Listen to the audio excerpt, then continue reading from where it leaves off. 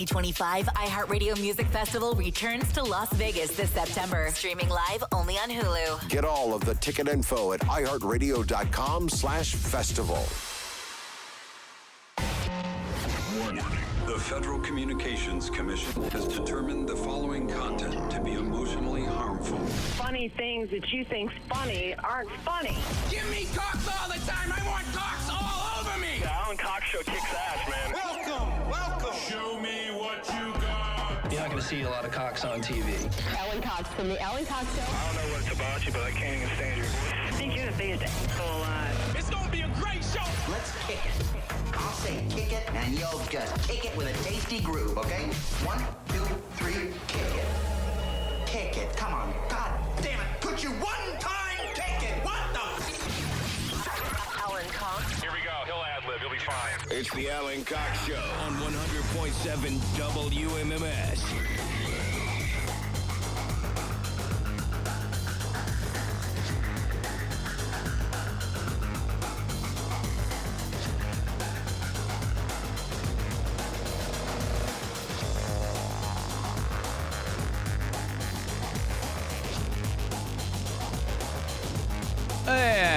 Hey, what's going on? Good afternoon. Greetings. Welcome. How are you? I was just reading that, we talked about the Spaceballs sequel. And I was reading an article about past the principles of the film. The main characters, albeit, to John Candy because he died, they go, and a, how do they put it? An unexpected character returning. And it was the actor who played the guy in the desert with the afro pick. No way. We ain't found. The ain't found shrimp guy. I guess, I don't know the actor's name, but he's going to be in the Spaceballs thing. I hope they're not going to go back to the well with that joke. It was very much of the time, but we'll see. I don't know. Anyway, welcome. My name's Alan Cox. Thanks for being here. Rob Anthony is there, too. What's up, man? If you want to join us on the phones, 216-578-1007 or 800-348-1007. You will still talk to Kat. Everybody's wildly speculating. Where's Kat? I said she's back screening the phones. That's who you talk to when you call. People think I buried her under the building or something. She's going to focus on that. So when you call, Kat is the first person you talk to. From the buried under the building to the stealing of the Metallica poster, there were a million things people were talking about. People get bananas in this crowd, man. When they don't get answers, they just, like I owe them something. They start, I guess nature abhors a vacuum. I say it all the time. And if you don't immediately answer people, they start making up their own. But the truth is always very, very boring. The number to text me, do that 35192. AlanCoxShow.com for all the other stuff. By the way, that's the best place to email me. Speaking of email, I got one from Annie right here in Cleveland, Ohio. She goes, I remember you saying a few years back about how you were 10-seconding your way through a show, and I thought you were bananas. I thought you were crazy because you were missing out on all the nuance. I was watching a show years ago. Now, I made it sound like I was doing this all the time. I've really only done it to a couple of shows. I was watching this zombie show called Black Summer, which I think only had a couple of seasons, but it was on Netflix maybe 5-6 years ago. And I was talking about how it was a real slow kind of, to the point where after a couple episodes, I was like, oh, this is the pacing of this show. And so, since they give you the option, you get the option on everything now, People listen to this show's podcast at 1.5 speed. So don't come at me for the 10-second thing, all right? I know they're different. I get it.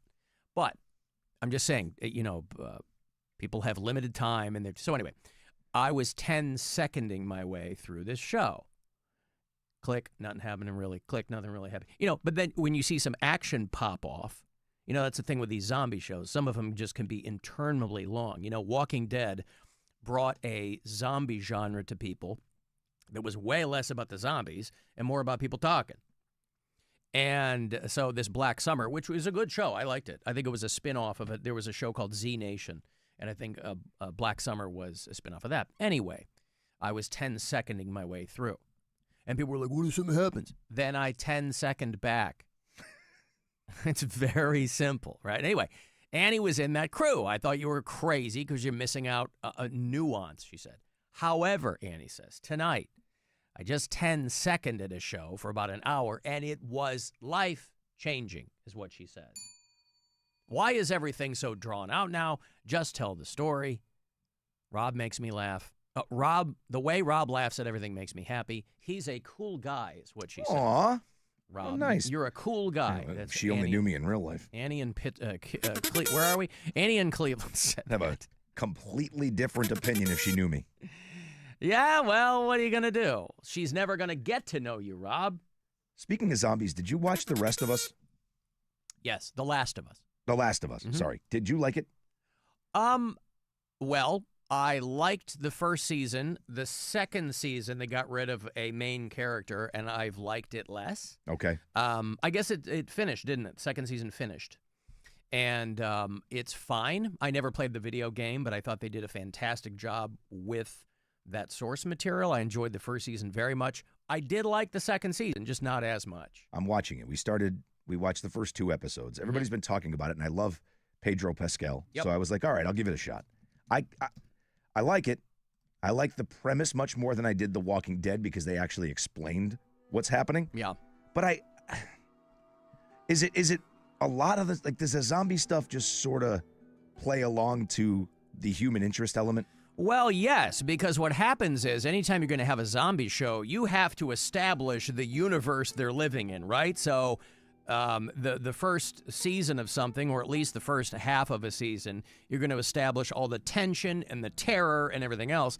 And then as you bring more characters in, and this is what happened to The Walking Dead, and it's why viewers kind of peeled away, is you'd have an hour-long show, and you'd see 2 zombies. Right. Now, granted, the zombie thing can also get monotonous. Once you know how they act, you're like, okay, well, if it was a real zombie apocalypse, we'd all figure it out pretty quickly, too. And then we'd be stuck sitting around a campfire talking to each other about how life used to be. I was sitting But there. my thought is always, like, if you know a show is going to be a slow burn, if you can get your brain into that, I got no problem with it. I don't need stuff jumping out every 5 minutes. No, not at all. But I was watching that show very, very puckered. I don't like that they're fast. At least in The Walking Dead, you got a shot.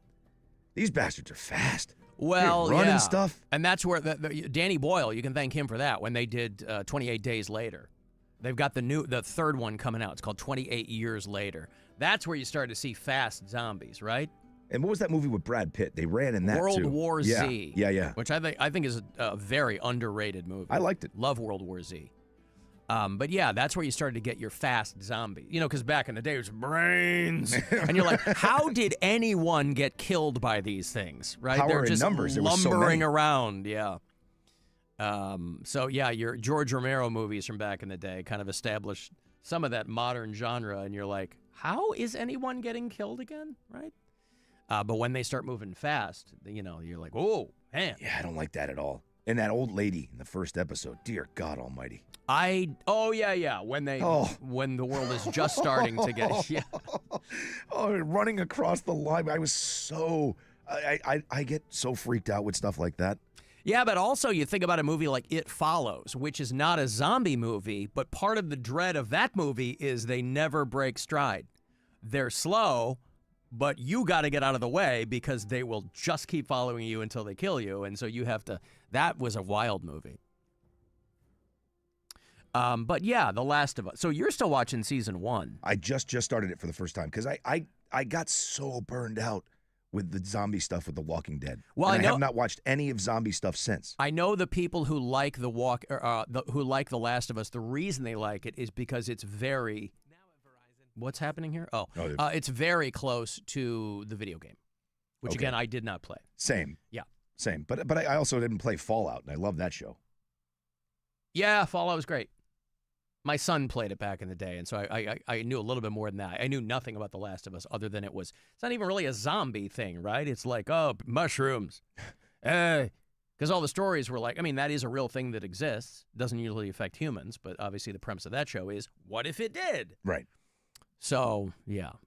But season 2 just ended, and the character that I enjoyed the most in that show is no longer there, so I don't know if I'll stick around for season 3. So they've already optioned it? I believe they have, yeah. Okay. Mm-hmm. I mean, it'll probably be 4 years until we see it. I think it was like 2.5 between the first 2 seasons. But I don't know. That's what always happens to me. I start watching a show. Like I told you, I started watching The Bondsman. And I'm like, oh, this is a pretty decent show. I can kind of get down with this. And you're like, yeah, they just canceled it. So I'm like, all right, fine. I watched 4 episodes of it. Now I'm tapping out. That's why I love the opposite end of that production schedule is a show like Slow Horses for people who watch the Gary Oldman spy show over on Apple TV, where they're already like coming up to the 6th season because when one season's airing, they're shooting the next one. So they're like, in 2 more months, you're going to get a new season rather than waiting 2.5 years on a show. It was like Severance, right? Like they made that, was it like 3 years? 3-4 years, yeah. Awful. Well, first world problems, right? Right. I've got to take a break here. If you want to send me a text, 35192. You can leave us messages if you're listening on the iHeartRadio app, and you can watch on our YouTube channel. It's the Alan Cox Show. Everywhere on our free iHeartRadio app. Or whatever smart device you have. Just tell it to play the Alan Cox Show on iHeartRadio. Our iHeartRadio Music Festival, presented by Capital One, is coming back to Las Vegas, September 19th and 20th. Streaming live only on Hulu. And you can be there for a weekend full of superstar performances. Playing live. The Offspring. You gotta keep them separated. That's okay, 'cause I got no self-esteem. Jelly Roll. I only talk to God when I need a favor. Sammy Hagar. Hey, it's your tomorrow. Justice. John Fogerty and more.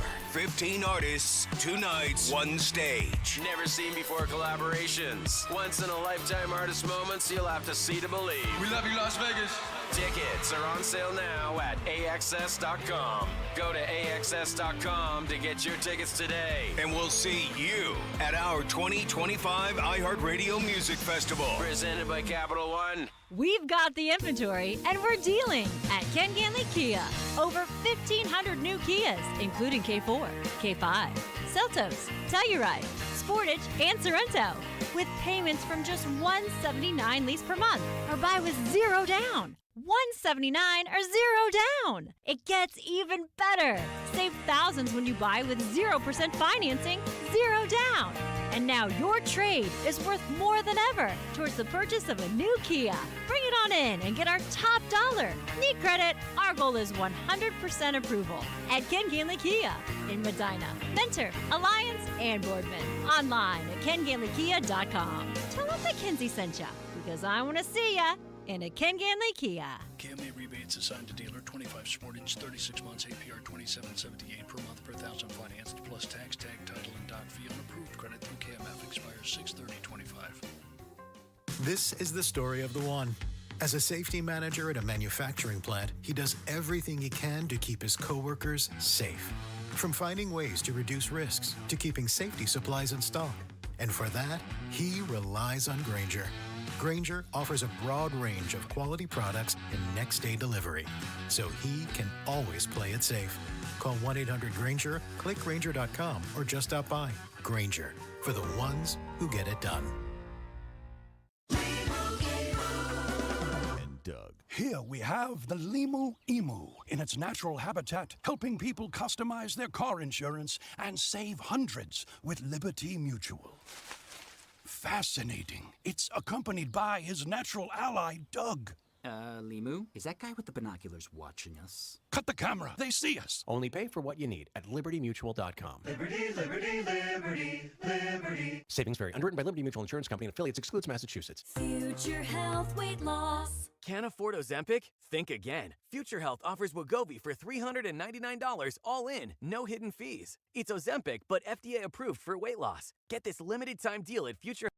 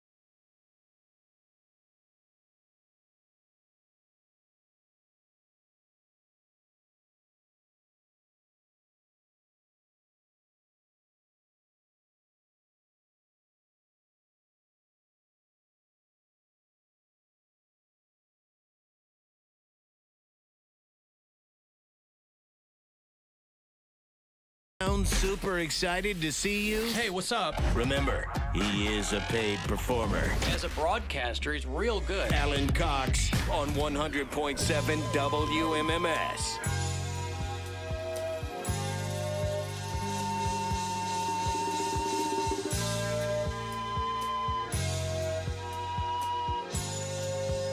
Guardians are back on the field tonight. They got a drubbing. I believe it's called, in sports terminology, a drubbing in Seattle, in that they got sweeped over the weekend. Sweeped? Man, I can't talk today. Today's going to be a bad day, by the way. Just for my focus, I don't know why, for my articulation, be forewarned. They got sweeped. In Seattle against the Mariners, and so they're back at it tonight. Down the road against the San Francisco Giants, who are currently a very good baseball team.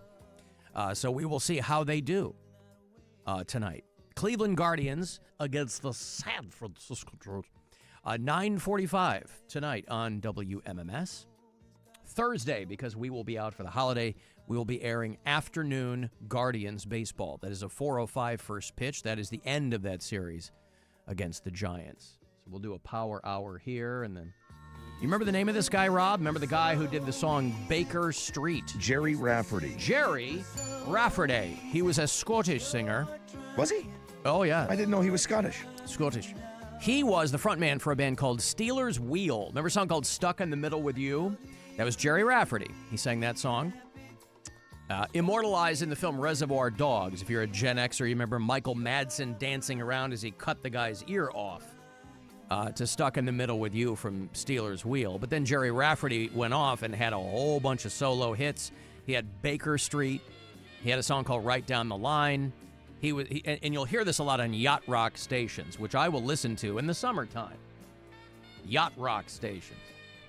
And it was interesting to me because they're so laser focused on a certain era. You know, that 70s singer-songwriter thing is widely referred to as yacht rock. Somebody put together a yacht rock documentary on HBO Max last year, and it was all of your usual suspects. It is interesting, though, generationally, how people think of yacht rock, right? Like millennials and younger people, they think yacht rock is like, Pour Some Sugar on Me, and Journey. And on yacht rock stations, you'll hear those things occasionally tossed. Occasionally. But it's mostly this. Plus Steely Dan. What was funny to me is I was like, you know what, though? If you were to say yacht rock to somebody now, if you're talking music from a yacht, it would be the filthiest pop music you'd ever heard in your life, right? If you were on a yacht out of Lake Erie now, oh, God. They should just call it boat rock, like for Something. people who can afford a boat. That's, you know. Yeah. Yacht, yeah, you're right. Everybody's gonna play I'm on a Boat, T-Pain, and Lonely Island. They're gonna play that. But if you're younger and you're like, we're going out on my friend's yacht, because down there, you know, along the shores here of Lake Erie, sometimes you will see there are legit massive boats that are at the yacht club, as the name implies, other places, you know, probably some Russian oligarchs who are dipping in to see if they can traffic any Cleveland women over the weekend. But yeah, they'd be playing Wet Ass Pee. And all that. Hey, we're going out on the boat. Can I just have the goddamn song, please? Yeah, there's some whores in this house. Yeah. Hey, we're going out on my friend's yacht. Oh, should I put together a Jerry Rafferty playlist? No. We're going to... I think I'm a different yacht rock. Yeah, Macaroni in a Pot is the yacht rock I'm looking... It's not really rock, of course, but I mean, you know. Yeah. Yacht pop. Yeah. They're one of the most unsettling pieces of video that I have ever posted, by the way, is when Wet Ass Pee was a brand new song, and you could AI your face into the girls in the video, because it's Cardi B, it's Megan Thee Stallion, and so if you go to my Instagram, Alan Cox Show, I think I have it in one of the highlights, but it's my face in all the girls, and I just thought it was funny. Because those girls are stacked, boy. I mean, I was telling people about Megan Thee Stallion like 2 years before she blew up. And so people got right on board as soon as she showed up. But yeah, people were telling me, they're like, this is some of the most unsettling piece of video I've ever seen in my life. You watched it? Oh, that is very unnecessary. Yeah, with my face in the WAP video. Oh, yeah, I might not sleep tonight. Look at you twerking. Yeah, well, Rob, here's the secret. It's not me twerking. Oh. It's not my body. Oh, this messed me all up. Nope. I used the technological genius of Allen Iverson to put that together. I think the best one is you with yourself spanking your bottom. That's great. Oh, there's plenty to go around. There's something for everybody there. Alan, you playing the Clarence Carter audience member while he was playing Stroke It yesterday. I was crying laughing. As Kevin in Ypsilanti, Michigan. Thank you, Kevin. That's why I laugh silly and fun. Why I laugh so hard. I just got the visual of that guy standing there answering the questions. Mm-hmm. Yes, I have. Not in a long time, sir. Now, when you are making love, have you ever made love in the evening? Yes, sir. 72 hours? Did you make love yesterday? What's today, Mondays? No. Did you make love last week? Is there a form I can fill out, or is there? I don't want to interrupt your show. Did you make love last year? Oh, yeah, in all of 2024? Yeah, absolutely. Anyway, yeah. Listen, it's his fault for putting, a half a measure in between his questions. I don't even know if Clarence Carter is still alive. But that guy said he died, I thought, didn't we? We probably did. No, he's 89, still alive. He is? Yeah. Think he's still making love? Most in the evening. Have you ever made love without a little blue pill? Yeah, you ever made love in your 80s? No wonder this guy's got dark glasses on. His most successful songs, Slip Away, Backdoor Santa, Patches, and Strokin'. The dynamic Clarence Carter is how he referred to himself. That's what I love about the old R&B and blues guys, is they always had an adjective, right? The dynamic Clarence Carter, the amazing Muddy Waters. I mean, these guys, you don't really hear that anymore because obviously it would be considered, pretty cringy, I guess. If you were to call yourself, I don't know, if you're an up-and-coming artist, you call yourself the wonderful something, I don't know. Everybody's just going to stand there with their arms crossed. But maybe I should start doing that. Calling yourself. Yeah, hi, I'm the fantastic R. Edward Anthony. Yes. Nice to meet you. Yeah. Nothing wrong with that. That was Edward, by the way. Edward Anthony. Clarence Carter signed way back in the day with his friend Calvin Scott, and they released singles as the C&C Boys. They predated the Music Factory. The OG C&C. That's right. He attended the Alabama School for the Blind. He got a Bachelor of Science in Music. Clarence Carter. I guess maybe I didn't realize that he was actually blind. I thought he just wore dark glasses. Yeah, did I forget that? Did we talk about that I'm sure once? we did, but I don't remember what we talked about before this break. God, that makes it even funnier. Because the guy's talking to him. The guy's responding to a blind guy. Somebody shut that guy up. Where is he? Yeah. It's like Seacrest high-fiving the dude on American Idol. Yeah. Bush waving to Stevie Wonder. Stevie. Yeah, it's got to be tough, though, because you're waving to his handler, yeah? Because then the guy can elbow him and go, hey, George W. Bush is waving to you. And No, because he was still on stage. Oh, he was? Oh. He was like sitting behind I don't the know. piano. Was that like at his inaugural or something? I just remember he was walking off stage. He was like, Stevie. And he waved to him. And he instantly pulled his hand like, oh, God damn it. Yeah. You know that ran through his mind instantly, too. Oh, no. Yeah. What else? I'm going through some of the texts here. Alan, hello. We love your show. We are the engineering crew at South Park Mall. That's my mall. Thanks, guys. You If go I out there? Yeah, if I go to the mall, that's the mall. I was just at their Dick's the other day. Yeah, you were. Spent a lot of time in that Dick's. Uh-huh. And a lot of money. Do they have a House of Cleats? There's a brand new Dick's by me. I was part of their grand opening some weeks back, and they have a House of Cleats. Yeah, there's a sign up over one of the empty spaces, and it says coming soon. So maybe, is it a completely separate store, or is it just part of No. Dick's? It's like inside. They've got it set up where you walk into. It's just like a a little area that they've built like a wall of shoes around, and you walk in, and they just call it House of Cleats. I wonder if they'll do like something a to make separate it look cool storefront for that place because of how you can't expand the Dick's that's there. Like it's already pretty tight. So I wonder if they'll do like a separate thing for that, like just a smaller storefront. Now, I did also hear from another Mike in Parma, not the Mike from Parma, another Mike in Parma. We've met him, the Parma Tavern, and he wants me to mark him down as a temporary bureau chief while he is in Nassau, the Bahamas.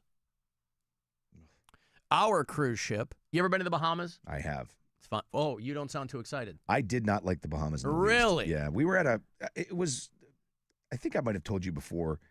It was one of those tourism mixed with abject poverty. Yeah, well, yeah. That's most Caribbean vacations. But we never left. We were advised not to leave the resort, and the resort was not on the water. Oh, it was like it was like close-ish to it. But everything there was on the water. It was like a golf course thing or something. Oh, and it was. I mean, it was fine, but I don't know, man. I had a really. I think I have to go back and see it the way that I should have seen it. But this was one of those. We don't have any money for bonuses. When I was 21 years old, or I was 23. I was dating Melissa, and they gave me this trip.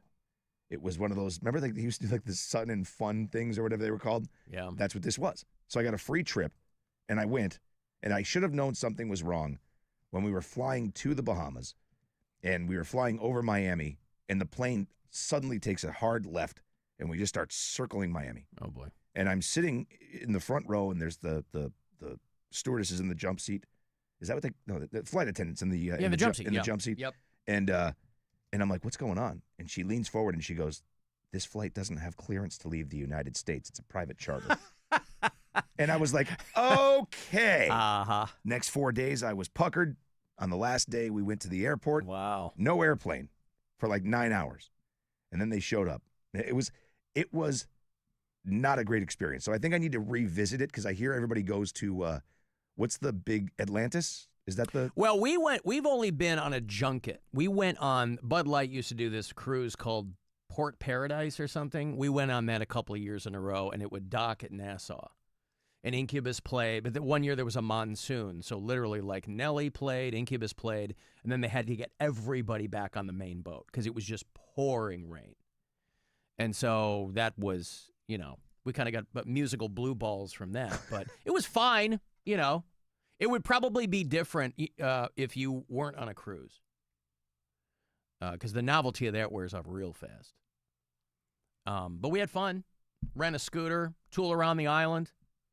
It took me a second to get used to driving on the other side of the road, but whatever.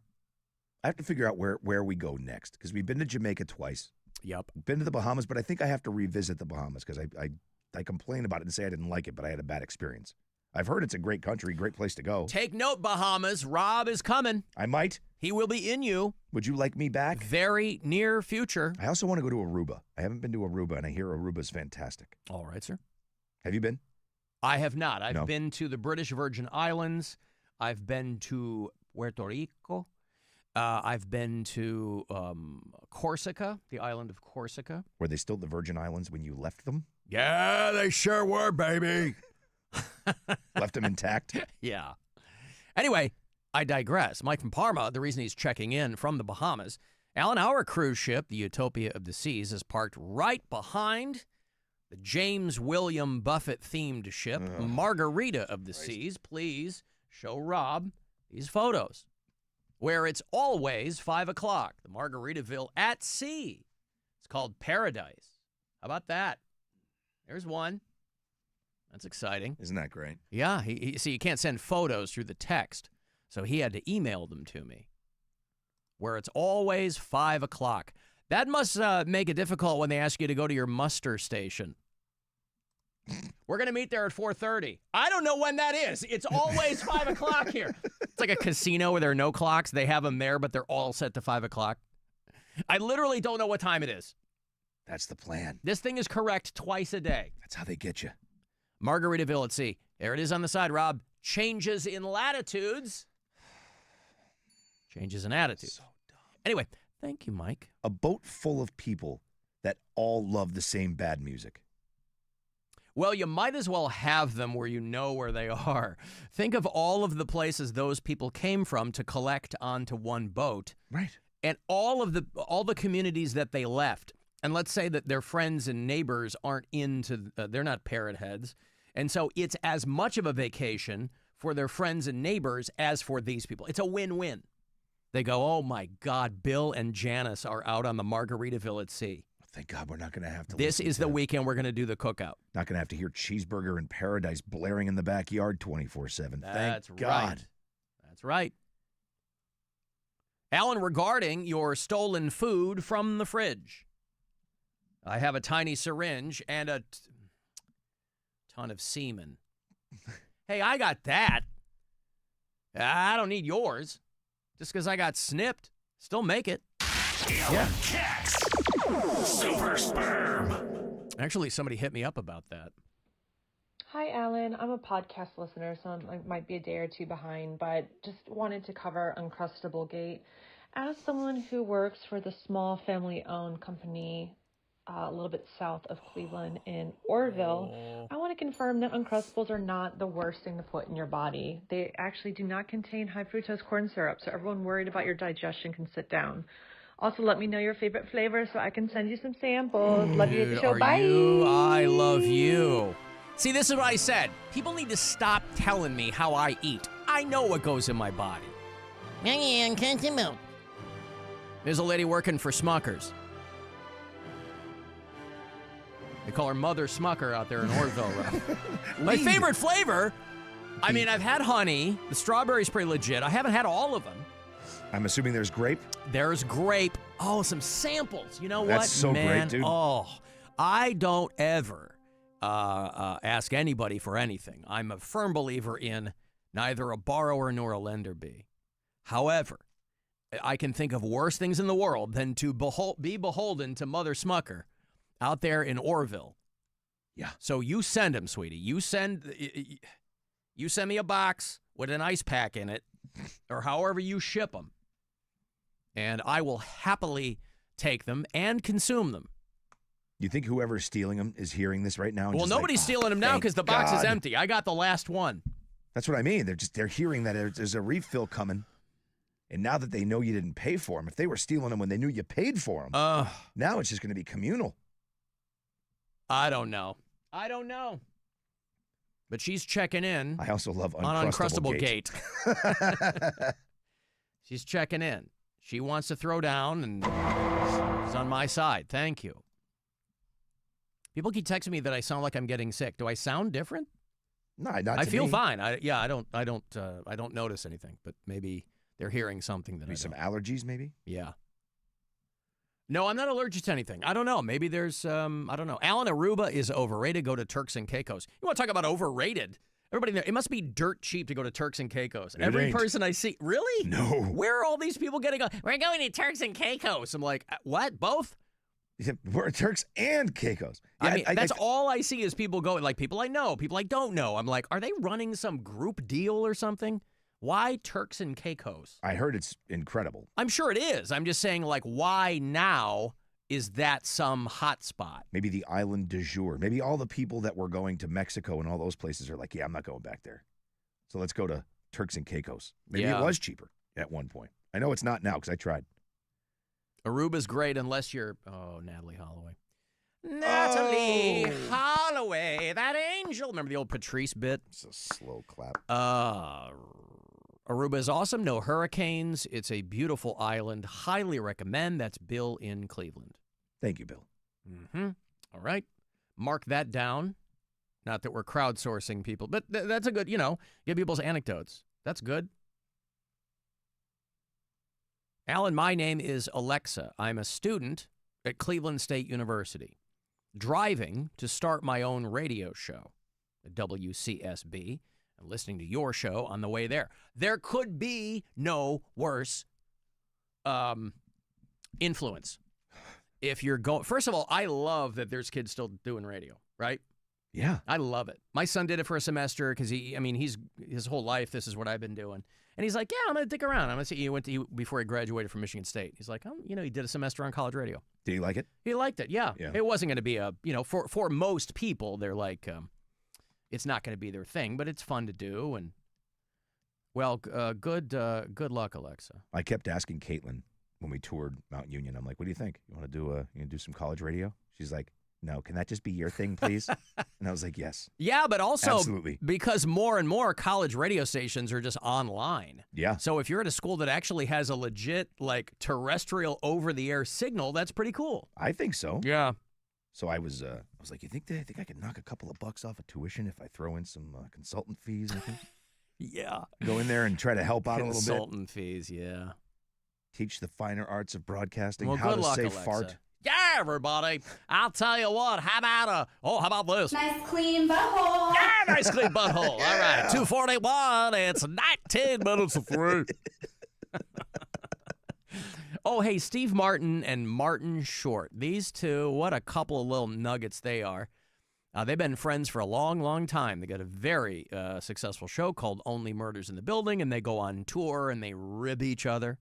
And Steve Martin plays his banjo. I think they're mixing it up, though. This tour is called Steve Martin and Martin Short in Conversation. Sounds maybe a bit more casual. It's going to play the Akron Civic Theater on Thursday, November 20th. If you want to go, Ticketmaster.com's got all the details. If you're a caller 10, you can have this pair. Good luck. Steve Martin and Martin Short in Conversation. Probably not with you, probably with each other, and then maybe a Q&A. I don't know. Caller 10, 216-578-1007 or 800-348-1007. The Alan Cox Show on 100.7.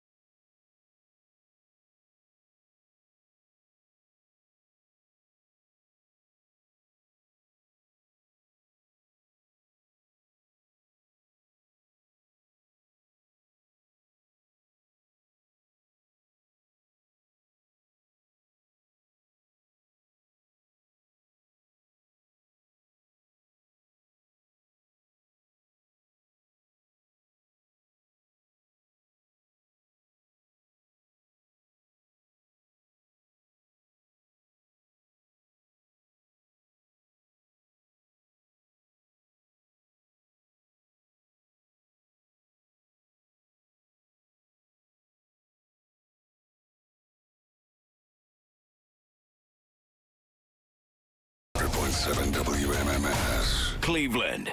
Call the Alan Cox Show. Pay attention to notice the reverse of everything that is normal becoming abnormal. 216-578-1007 or 1-800-348-1007.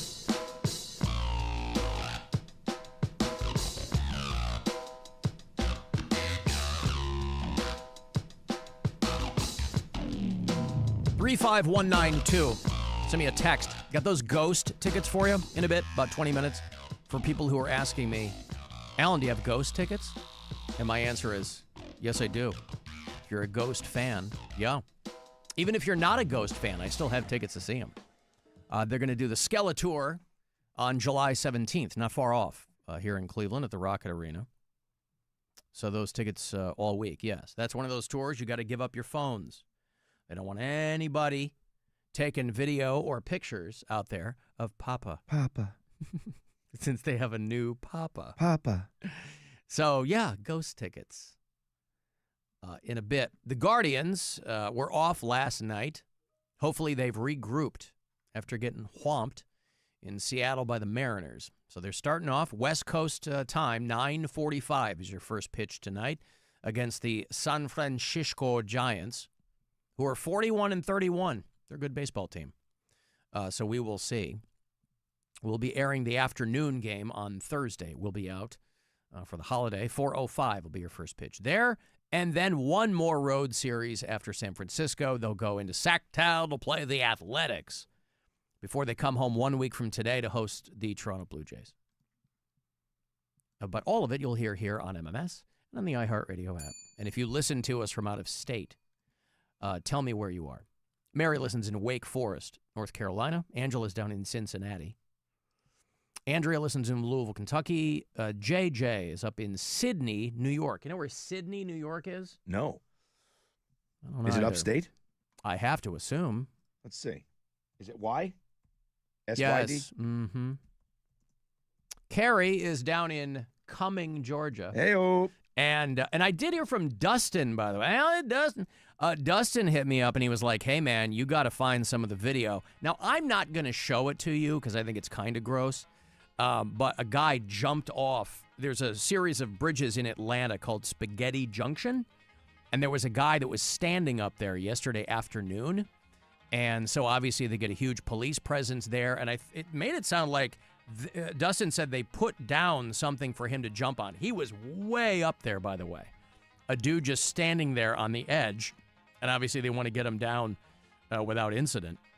And so, but Dustin said that the cops shut all the traffic down in both directions. And if you've ever been in Atlanta traffic, anything that's shut down is a nightmare. Oh, yeah. And so the cops, I guess, laid something down for him to fall on, like a giant inflatable or something. He jumped off the other side. Whoops. So, yeah. So there's a video on Twitter and all that. And I was thinking about it in the break. I'm like, I'm not gonna improve anyone's day by showing you this, and I might ruin your day. So the video is out there. But this guy jumps off a very, very tall portion of bridge down there in Atlanta. And it's pretty gross. But anyway, Dustin, one of our Georgia bureau chiefs. Up here in the great state of Ohio, you might have seen the guy who created the hot dog boat. You see this guy, Connor Sonnenberg? The I'm from Cleveland Instagram account had this. This is a guy from Northwest Ohio. He's the owner of an auto detailing business in a town called Liberty Center. Sorry, Southwest Ohio. It's about half an hour southwest of Toledo. Right there on the Maumee River, where one side of the Maumee River, Rob, down there, has a town called Providence, Ohio. And on the other side of the Maumee River is a town called Grand Rapids, Ohio. Two towns stealing their names from larger metropolitan areas. I was hoping the other side was going to be Paw Pea. No. Yeah, Maumee and Paw Pea? No? That wouldn't be. The Maumee River and the Paw Pea River? Yeah. I mean, I'm all for it. I don't know, you know. We live right where the Maumee meets the Paw Pea. Well, you know, they're always renaming things, right? They're renaming sports teams. Trump loves traitors and losers, so he's renaming all these army bases after Confederate generals because game recognizes game. You don't hear them, like, really renaming, like, waterways. Yeah. So The Maumee River, they're not going to change the name of that, but something should be renamed Paw P. It's right where it meets. The Maumee and the Paw P meet right here. Here is the guy who built himself a hot dog on boat. the wiener boat. He's out there head on out to Lake Kelly's Erie. Island, see how far I can get. Kelly's Waves Island. are a little rough. We're talking 3 and 5s, but I think we'll be able to handle it. I think she's got her, though. We got a giant wiener I boat think right we're there. good. That looks like a good time. We made it. Fiberglass, and how about that? A homemade hot dog-shaped boat. Boy, you really got a lot of free time, right? Yeah. I don't know anything about the guy other than his name, and a cursory glance of who he is tells you that he's he owns a company that does paint correction. It's an auto detailing service in Liberty Center, Ohio. When he said 3 and 5s, was he talking about swells? Like 3 foot, 5 foot swells? That's what I huge. assumed he was talking about. It looks a little choppy out there when he's in that hot dog boat. That's a lot of choppy. That's like I agree. Ocean choppy. Yeah, well, things get wild out there on Lake Erie sometimes. I know. I heard Wreck of the Edmund Fitzgerald. Now, I know it's not Erie, but... By the way, I do appreciate the fact that in his rendering of this wiener boat, it only has yellow paint for mustard. Smart. Well, it's certainly a detail that a lot of other people might not have gone with. They might have tried to make it look like, here's yellow paint, here's red paint, here's green paint for relish. This guy withholds a little bit. He's smart. He's like, I don't got all that time. I'll just do a stripe of yellow paint. Well, because he knows ketchup is a sin to put on a hot dog. Yes. Right where the Maumee and the Paw P meet is the PP. For what? Come on. I mean, we get it. You don't have to. Pee-pee's what I like to do. Yeah. Pee-pee-poo, pee-pee-poo, poo-poo. I like to do too. Poo-poo, pee-pee-poo. Poo-poo, pee-pee-poo-poo, pee-pee-pee-pee-poo, poo-poo. Oh, pee-pee's what I like to do. Pee-pee-poo, pee-pee-poo, poo-poo. I like to do too. Poo-poo, pee-pee-poo. Yeah. Speaking of hot dogs, this protester in L.A. took a rubber bullet right to the balls. Oh.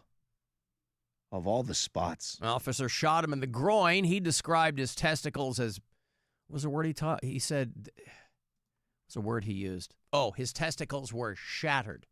Oh, my like God. Mick Jagger. Shattered. Shadooby. Rubber bullet in my nuts. Shattered. The cop right next to him had a gun, aimed and shot. He was like 2-3 feet away. Right now I'm at home. The injury was sustained to my groin, left testicle, and my right testicle was actually shattered. They somewhat fixed it, so it should have some function, but it's still very badly damaged. Woof. How about that? By the way, if you're going to protest, I mean, you already know. You know, I'm not victim blaming at all. I'm just saying be safe. You know what ICE is up to. You know what local law enforcement is up to. You're going to be out there with no cup. Yeah. You're going to be out there with no... You want to talk about asymmetrical warfare. You got ICE agents draped head to toe in tactical gear, masks, geared up. And the worst that's going to happen to them is maybe a bottle gets thrown at them. This guy's out there with no plastic in his crotch. Let this be a lesson to you protesters. Shattered. Shattered. What an adjective to use. But I'll give him credit for that because, by the way, if somebody said what happened to your testicles, usually you'll hear they exploded or something else happened. I've never heard shattered. Never. Usually that's something that doesn't happen to something that's soft. Right. Like a windshield can shatter. Or not even, right? Like a windshield would crack. Shatter the glass. Shatter, sure. Something. But my question is, did this guy just have really hard balls? He must know something we don't. Or made of glass. He knows his testicles better than we all know our own testicles. And so, of course, you also can't blame him for pulling out a weird adjective because his brain was probably scrambled after getting a rubber bullet to the cojones. You can't blame that guy for anything. I think he said they said it was shattered, right? And he just, did he regurgitate what they said? Yeah, I'm sure So that means the cop right next to him had a gun, aimed and shot. He was like 2-3 feet away. Right now I'm at home. 2 feet. Oof. I mean, you saw that Australian reporter get shot in the ankle, right? Yeah. It wasn't accidental. They clocked her and lined it up. That's what they're doing out there. They're not like, whoops. Step right to this kid. The injury was sustained to my groin, left testicle, and my right testicle was actually shattered. They somewhat fixed it, so it should have some function, but No, he said that. You're right. Very badly damaged. A somewhat fixed testicle. Now, with respect, this isn't a dude who looks like he's going to be procreating anytime soon. Nevertheless, it's that kind of stuff you got to plan for, right? Because it's asymmetrical out there. You got to plan for that. Athletic supporter. You guys, ladies, get yourself like a Valkyrie bra or something. You want to be out there like one of Thor's pals with your breastplate on. You think that guy really meant to shoot him in the nuts, though? Well, somebody texted me. He threw rocks at a cop and then he got shot in the testicles. He gets what he deserves for that. First of all, you don't know that. He didn't say anything along those lines. Second of all, like I said, those guys are geared head to toe in tactical gear. A rock is not going to do anything to you. You got a visor, a helmet, a thing, right? Yeah, throwing a rock's not a great idea, but this guy didn't say anything about that. He's like, yeah, they told me to step back. You know, he didn't say, I just got done throwing a rock at a guy. Well, you know, there's He always, said they told me to step back. There's your side, my side, and the truth, too, right? Like, I mean, as much as I feel bad for this guy, you know, who knows what actually happened and what he actually did versus what he's telling you he did. I guess. But my thought is, and again, listen, maybe it's poor planning on his part. I'm thinking if you're going to go out there and you're going to escalate, you're not going out nonviolent. You're like, and listen, some people are going to do this. You're going to go, I'm going out to throw bottles. I'm going out to throw rocks. Why wouldn't you protect yourself under your clothes? Why wouldn't you wear something? Yes. The source of all good things. Guys, protect and serve your crotch. The universe that is your body rotates around the sun that is your glands. Come on, man. Be smart. I'm not telling you what to do and what not to do, other than, you know, protecting yourself is not just a matter of, I know my rights. Those are being trampled, my friend, in every direction. That's no armor whatsoever. I'm not talking about rhetorical armor. I'm talking about if you're going to be out there in the streets, and God bless you if you are. There's rubber bullets. You got to protect yourself. You got to be careful. I've never seen a rubber bullet. Does it spread out like buckshot? No. Or is it like it's a just slug? like it's like a slug. Okay. Yeah. And they shoot him out of the same type of He's gun? like, I mean, this guy's like, I just got off my bicycle. I mean, I played you like a shortened version, but he's not like, yeah, I was out there throwing rocks. He's like, I just got off my bicycle. I was like going to get it. And we didn't hear anybody declare this is an unlawful gathering, which is a lot. You know, they'll come up with whatever they got to come up with to get people to, you know, comply. And he's like, I was getting my water bottle and they were like, get back. And he's like, and I'm trying to get back. This is like a 33-year-old guy, right? He's not some teenager. And he's like, they start shouting, move back. I'm like, okay, I'm already moving back. I'm getting my bike, you know. And despite what Fox News is telling you, by the way, this is all happening in an area that's like a 4-block radius of downtown Los Angeles, right? Fox News wants you to think the city is on fire. I was texting one of my best friends who lives in Glendale out there, and I'm like, how's it going? He's like, fine. We just got back from Whole Foods. He's like, yeah, that's 98% of what's going on out there. People are living their lives. But if you're going to be in the mix because you feel compelled to be, then, you know, put something down there. Bullet was rubber, his balls are blue. Now he can't shoot his glue.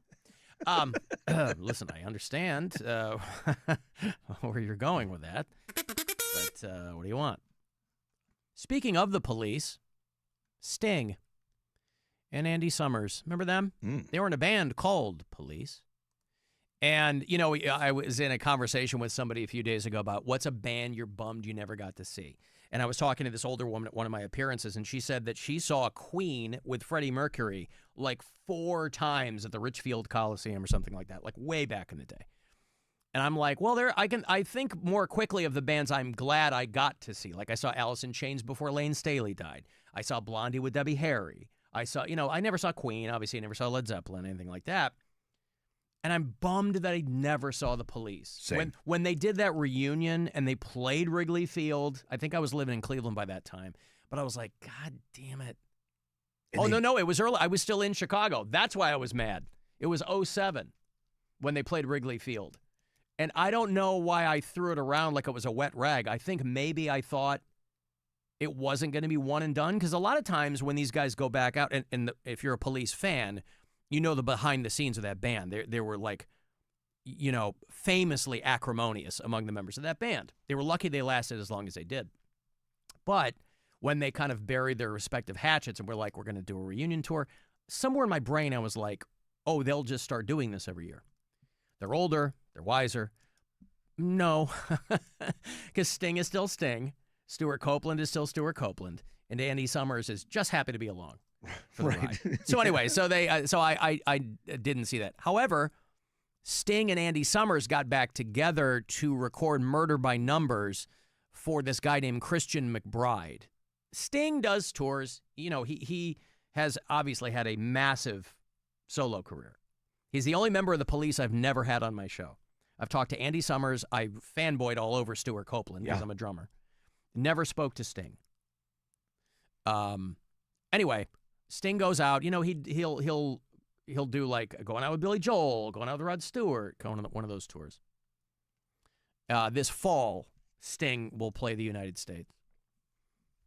But they got together and did Murder by Numbers with a guy named Christian McBride and his big band. One of my favorite Police songs, by the way, Murder by Numbers.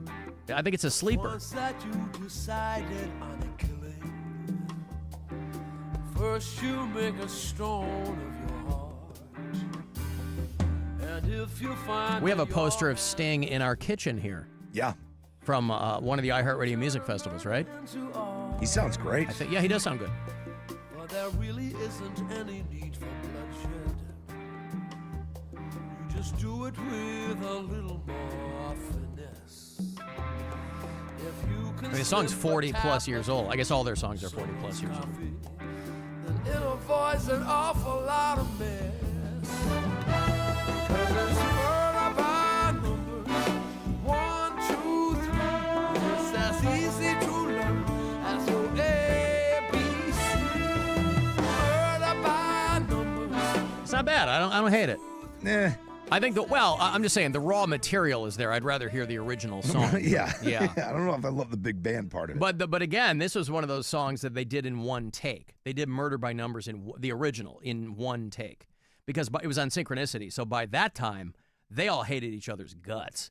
And so they're like, let's just do this. Let's get the hell out of here. We'll all do our parts. But they all got together in the studio. They did it in one take. And that turned out to be one of their best records. Synchronicity. I love it. Yeah, I guess so. I mean, that's where they had most of their hits, I think, was off Synchronicity. But Murder by Numbers, yeah. Yeah, Every Breath You Take. It's as easy to learn as your ABC. It's murder by numbers. 1, 2, 3. It's as easy to learn as your ABC. If you have a taste. Yeah, well, nobody ever accused the Police of cultural appropriation, right? No. All their songs were basically reggae songs with rock guitar in them. It's as easy to learn as your ABC. Oh, he throws in a couple more letters at the end there.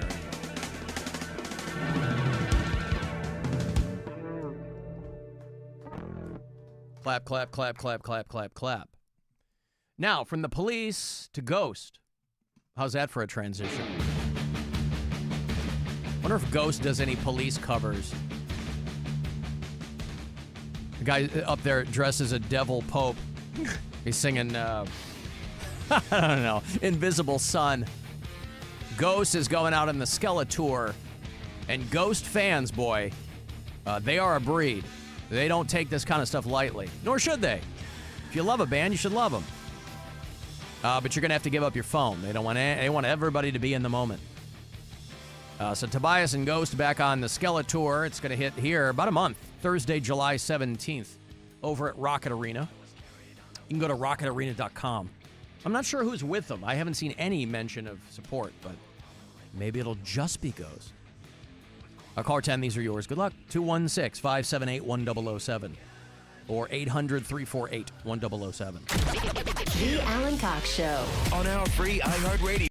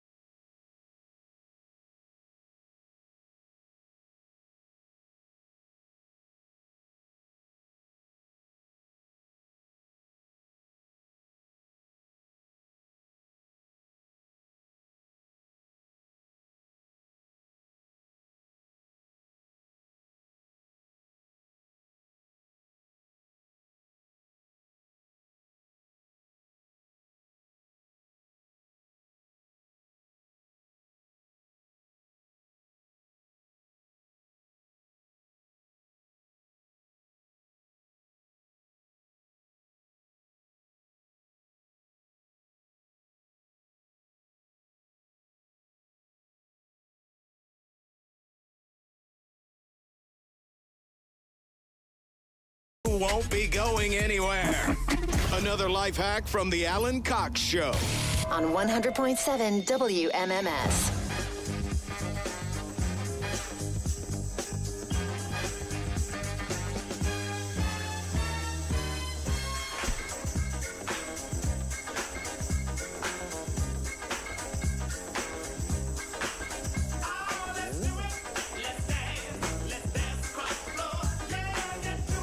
Two 216-578-1007 if you want to join us live, or 800-348-1007. Did I tell you Jim Norton's back on the show Friday? You did.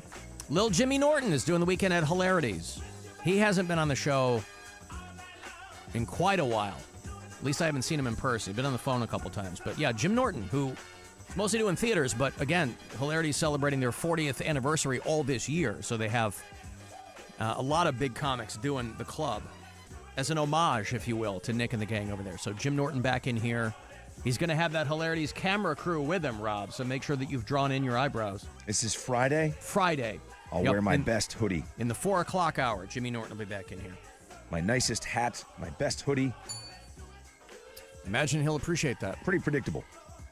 Tonight, Guardians baseball. They had last night off after they got swept in Seattle by the Mariners. 9:45 tonight is the first of 3.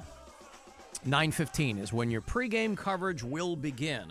I always envision old school baseball fans racing to the iHeartRadio app to make sure that they get in all the pregame coverage with Hammy and Rosie and the whole hee-haw gang. Is Mike Snyder part of those games, or is that the Cavs? That's the Cavs. Okay. The great Michael Snyder. Anyway, tonight, 9:45, feel free to use the promo code BBQ all month long at CLE Clothing Company. If you're in one of their stores, you can use that upon checkout. And if you're online, you can do it just as easily. CLEclothingco.com. And they have, if you go to the tab that says collections, that's where they hit you up for unpaid bills, Rob. There is a Buzzard under Cleveland. There's a whole Buzzard collection. There's always a WMMS merch at CLEclothingco.com. A lot of times you go into the store and the MMS merch is completely gone. Oh, yeah. It goes fast because we're always dropping some new piece, and understandably, they go pretty quickly. I'm wearing my Wild Thing shirt today. Oh, Richard Vaughn. I'm actually all Cleveland clothing. Got the sweatshirt. I've got the Wild Thing T-shirt. Good for you. It is good for me, Alan. And I use my discount code. Hey! Save 20%. BBQ. Yeah. Yeah, the Wild Thing shirt. We got World Series of Rock, home of the Buzzard. You know, the Buzzard through the ages. So a lot of classic looks. The Buzzard bottle opener. I didn't get one of those yet. Suitable for casual or formal wear. And some of the Shamrock and Roll, our St. Patty's Day T-shirt. You grab it for next year. Yeah, if those are still available. They have them listed. But anyway, so use BBQ for whatever you want over there, whether it's just MMS gear or something that has Cleveland on it. They've got youth sizes. They've got stuff for toddlers. If you want to, maybe you've got a small child in your life. Maybe you have a small child in your house. I remember when my daughter was just a couple of years old, I got her that Beware of Lil Dog shirt, right? Because I think I was taking her to some function that was involving the Browns. And so I got her a Lil Dog shirt. Oh, D-A-W-G. D-A-W-G. Got it. Now I get it. Now, it's not just CLE Clothing Company where you will save money. It is Cleveland in general. Travel and leisure. If you're hoity-toity, it's travel and leisure. This magazine, widely renowned. I don't even know if I think it's still in print. Travel and leisure, right? People would consult this for trip ideas. They would award hotels and restaurants. The well-heeled would read this magazine and they'd say, ooh, this is where we should go. Full of great ideas. And they have ranked the most affordable U.S. cities in which to live and Cleveland is number 1. Really? Now, on the one hand, this should surprise no one. Their logline is, consider moving to Ohio.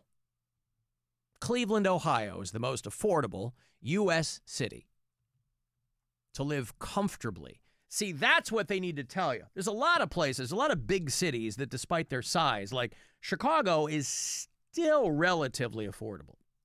Cleveland, if you want to live comfortably, they rank Cleveland number 1. America's 50 largest cities. They listed out how much you need to live comfortably in America's 50 largest cities. So they're like, hey, if you're going to live, if you're going to live here, you need to make this much. Some cities are really, San Diego, very expensive. Cleveland is the number 1 on their list for cities where you can live comfortably. Did it say how much? Well, it says homeowners in 10 of the nation's largest cities need to earn at least $191,000 a year to enjoy a comfortable lifestyle. God. Yeah.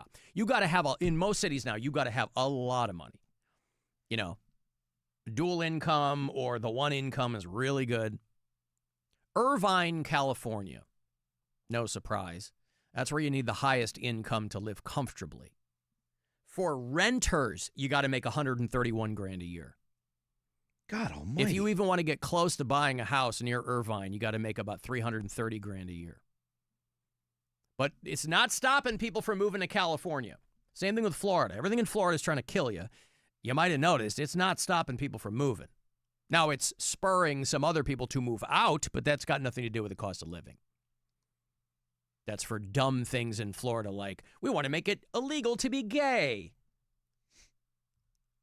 Cleveland, Ohio, the most affordable city on the list. Here, you need just $60,000 a year to live comfortably as a homeowner. Seriously? Well, it is Cleveland proper is what they're talking about, right? When I talk to people about Cleveland, I always envision the greater Cleveland metropolitan area. Right. That's how my brain works. I don't get caught up in, so when I talk to somebody, like if I'm in an appearance and I'm asking questions, and they go, where are you from? Are you from here? You're from Cleveland. And they'll go, no, Westlake. And I go, okay, to me, that's all the same. Yes. Like, I understand what you're saying. I get it. That's your hometown, whatever. In my mind, I think Northeast Ohio. But in these surveys, they're talking about Cleveland. Okay. And yeah, you can probably live comfortable in Cleveland making $60,000. But they mark it high for other things. Cleveland gets high marks for amenities.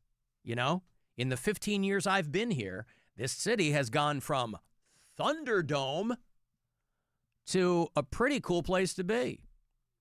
Housing, commuting isn't bad, 20 minutes to everywhere. Healthcare access. Living in Cleveland, as far as traffic and commuting goes, has made me soft. Because when I went home for a couple days, I was like, oh, right. Because in my brain, I always go, I finally get to do some real driving. That's if the traffic's moving. So when it takes me, because rush hour starts around 2, goes till about 8. So when I'm just crawling through traffic, it's adding like 90 minutes to my trip. Just getting through the city. That's the same with Boston. Boston traffic sucks. Boston, Atlanta, all these cities. Yeah, all those kinds of cities. They don't have to be New York City. There are plenty of smaller cities where the way it's just laid out, like Boston and Atlanta, it'll just drive you insane. There's 5 lanes going in both directions and nobody's moving. Right. Now, you also got to be careful what you ask for because a lot of people complain, when are they going to fix the potholes? Well, this is what happens. Right. You go from 4 lanes down to 2, but they're fixing the potholes or they're doing construction or something. So you take the bad with the good. Toledo, Ohio is the second most affordable. Imagine that. Cleveland, more affordable than Toledo, Ohio. I have to imagine that Jamie Farr and Katie Holmes, being from there, probably drove home values way down. They were like, Klinger? Yes. So listen, like they said at the top of the article, consider moving to Ohio. Why not? You know, when I'm wasting time scrolling through Reddit, you'll see people going, hey, what should I expect? I got a new job in Ohio. I'm moving from fill in the blank. I'm moving from Des Moines. I'm moving from Seattle. I'm moving from Portland to Ohio. What is it like? And the people who are moving from the Pacific Northwest, you can probably feel them sigh a little bit when they're told, yes, we actually have less sun than you do in Seattle. So you'll feel right at home when you're here. We have fewer sunny days than they do in what is considered to be the cloudiest portion of the United States.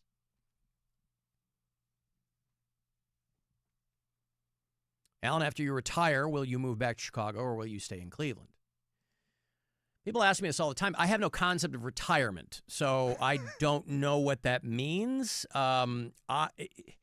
Once it's all over for me in showbiz, I don't know. I don't have any concept of that.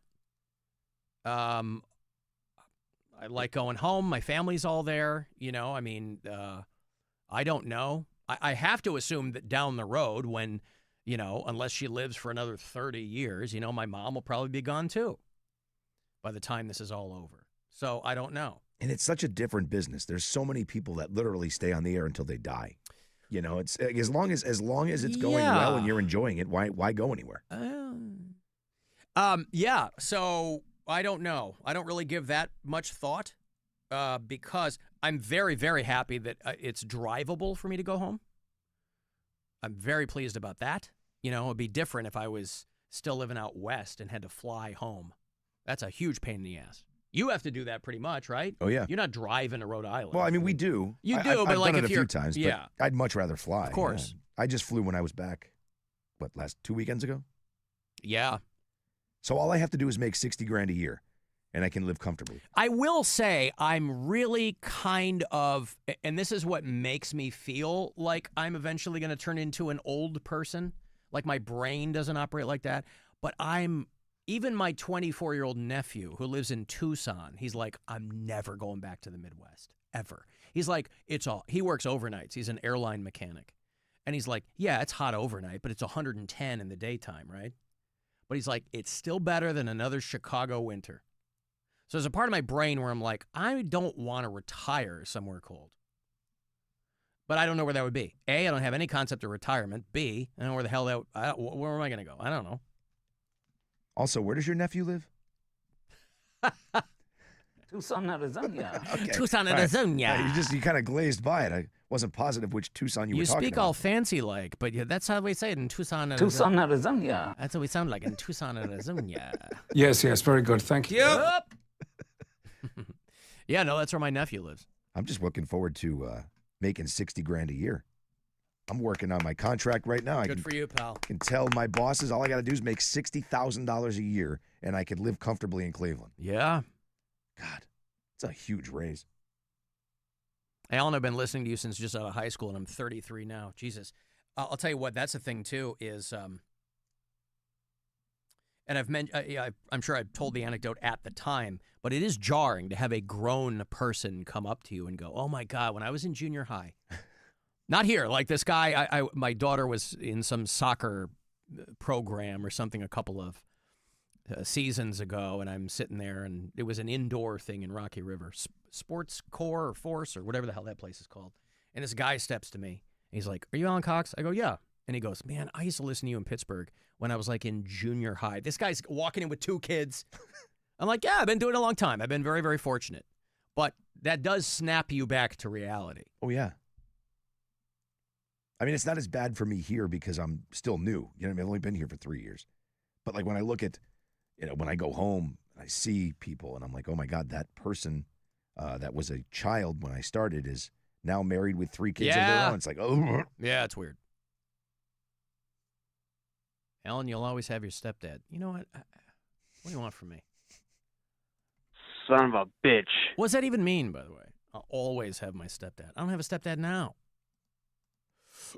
I think he's probably suggesting that your stepdad is younger, so I'm sorry? he'll be around longer. I'm sorry? Than your mom. And Son of a bitch. I see. I don't like it. Alan, I was a solo income for 3 years while my husband was dealing with medical issues, so I agree with this 100%. Yeah, well, $60,000 live in Cleveland, Ohio. Congratulations to them. I start a petition. See how many people will sign up for me to make that much money so I can live comfortably. I want to live comfortable. I don't even know what that means. Like, I'm perfectly fine. You know, I think about, like, and now obviously I'm married, I got a kid, all that. I have other people to consider, right? It's the only reason I have a house. House isn't for me. House is for them. I don't care. I'd go live in a closet again. If it was just me and it all came crashing down tomorrow, right? I don't care. So living comfortably, I'm not quite sure what they mean by that. They didn't enumerate that so much. I'll live in my car again. I don't care. So comfortably, I mean, yeah, good. Means you have a roof over your head. I don't think anybody's saying you're living in the, high lifestyle. Well, no, not that, but that's what I mean. Like, that's all it is a roof? There's a lot of places with roofs. You ain't living comfortably, food, though. I'm guessing those type of things. All right. $60,000. God. Kennedy. Need $60,000 a year. He's pretending he didn't hear you. Totally. Look at him. Yep. Jerk. He's pretending.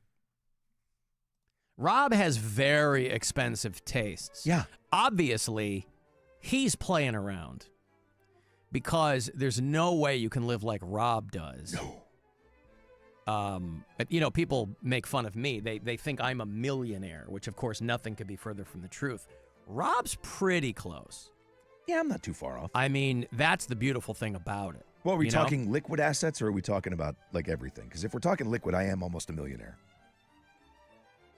What do you consider liquid assets? Well, the things you can reach out and grab. I mean, cash. Sorry. Oh, you just mean gold. Liquid gold. Gotcha. Yeah. Oh, by the way, speaking of which, that dude who had his testicles shattered last segment with the ICE agents shot him in the nuts with a rubber bullet. Remember they say up your nose with a rubber hose? Like in your nuts with a rubber ICE agent shooting at you. Doctors, you brought this to my attention that I have once again, when are people going to start listening to me when I say things? And I don't mean hearing me, I mean listening to me, like I know what I'm talking about. Doctors have said that it's far better to pee sitting down. I cannot believe Thank this. you. You can't? I can't. I said it. That should have been all anyone needed. I can understand. Oh, Alan does it? I'll get over the juvenile consideration of feeling emasculated. I can understand. I'll take care of my body. Women sitting makes sense to evacuate everything. But men sitting to evacuate everything when you have an external genitalia, what does it matter if you're standing or you're sitting? Well, it only because hold on. Salud. Pardon me. Salud. It only becomes a problem for me when I'm sitting on the urinal. At an appearance. Or one of those troughs. Oh, no, dude, not the pee trough. Where was I? It was one of my Mick Ultra appearances. We had the finals this Saturday at the Lakewood Truck Park. But when I was out on Thursday, I think it was at, oh, God, where was it? It was Bumpers, I think, out there in Willoughby. I think I sent you a photo where the urinals are hollowed out kegs. Yeah, yeah. I love it. That's awesome. Anyway, doctors have said that the advice to sit is not exclusive to women. And I should ask our friend Dr. Ryan Berglund next time he's here. He's going to rejoin us in July for the next installment of Is It Red? Of course, he's a urologist from the Cleveland Clinic. I can't believe I've never asked him. These urological surgeons say, even for guys, it's the most efficient way to go. And I hear from people, obviously they don't have a platform to do it publicly. But I hear from guys. I bear the slings and arrows of people's criticism. These guys email me, text me. They go, bro, me too. My wife loves it. There's no mess. I go, yes.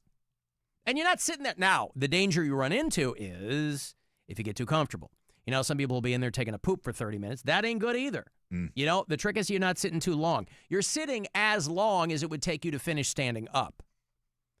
I'm in there, I sit, I pee, I'm up. Do you wipe? I'm not lounging around. Do you dab it when you're done? I'll dab. A little dab will do you? I will dab.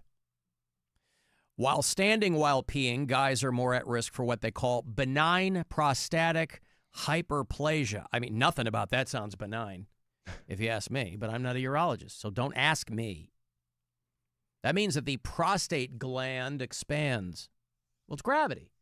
That can block the urethra.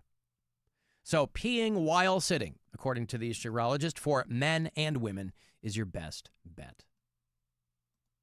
And if you're of a mature mind, you don't care what other people are doing. Say what? What do you do about the fact that your penis ends up in the water? Because water's cold and deep. Yes, That's what right. I tell people when I'm in there. Well, what listen, do you do about that? That's going to happen. Yeah. I mean, I've never heard this sound in my life if I sat to pee. No. Nope. No, it's like the tube that's under the water when you're for your aquarium. It just bubbles. Yeah, that's what I'm just bubbling the whole time.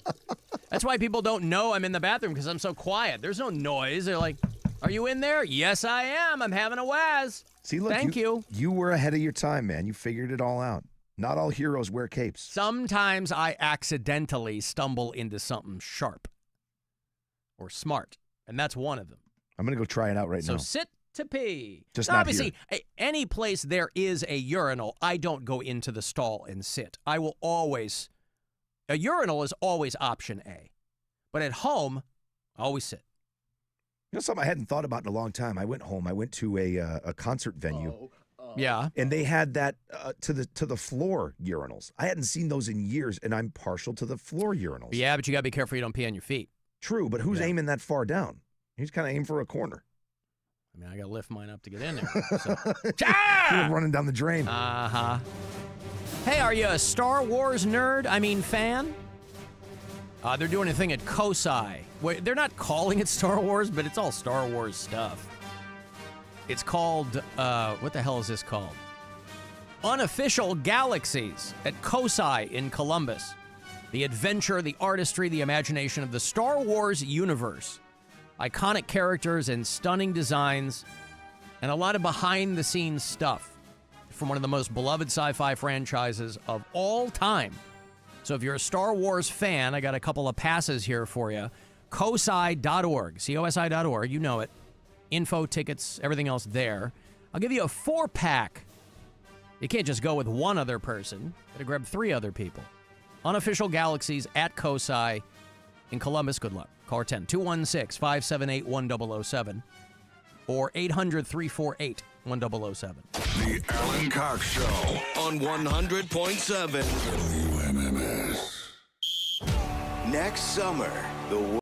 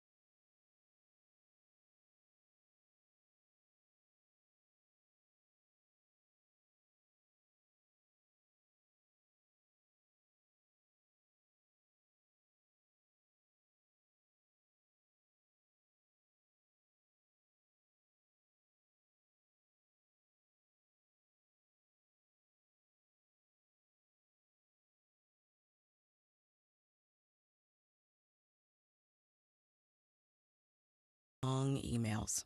Leaving all the time in the world for the things you actually want to do. No offense, Jim.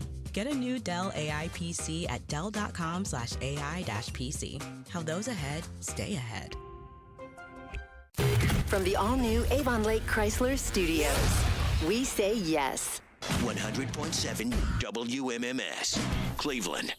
Call the Alan Cox Show. I want to listen too. What's radio again? 216-578-1007 or 1-800-348-1007. Sitting is the opposite standing. Sitting is the opposite of running around. Sitting is a wonderful thing to do because you sitting. Sitting is the opposite of standing on your head. Sitting is the opposite of hanging from a bar. But sitting is a wonderful thing to do. I got one thing to say. I think that sitting is something that people say it is bad. But you know that sitting is actually good because you deserve to relax. It's kinda like a nap. It's kinda like something else, but it is actually just. See, I told you all the guys who sit to pee are texting me on the break. To sit. This guy blew up on TikTok. This guy, Brian Alvarez. He would do all these like weird videos where his face was distorted. And then he got a sitcom on FX called English Teacher that was really funny. But then like when he kind of blew up, I think some dude tried to Me Too him. He's a gay guy. I think some dude tried to Me Too him. I don't know what the status of that is. I don't know if that show, you want to talk about shows that may or may not have gotten renewed. It was really funny. But before that, everybody knew him off of TikTok. Was on FX? Yeah, it's called English Teacher. I never heard of that. I don't know if it got renewed. Sean Patton, who's another very funny comedian, was on there too. And this guy had done things that people might have remembered him from. I think he had, when they rebooted Will and Grace, he was on that. But I don't know if English Teacher was, it was renewed for a second season. Because I saw him on Celebrity Jeopardy against our friend Roy Wood Jr., who won, by the way. Did he? Yeah, he did. Awesome. Yep. He played Phoebe Robinson, who's like a writer, and Brian Alvarez. Roy Wood, though, came in first. It was all for charity, obviously, but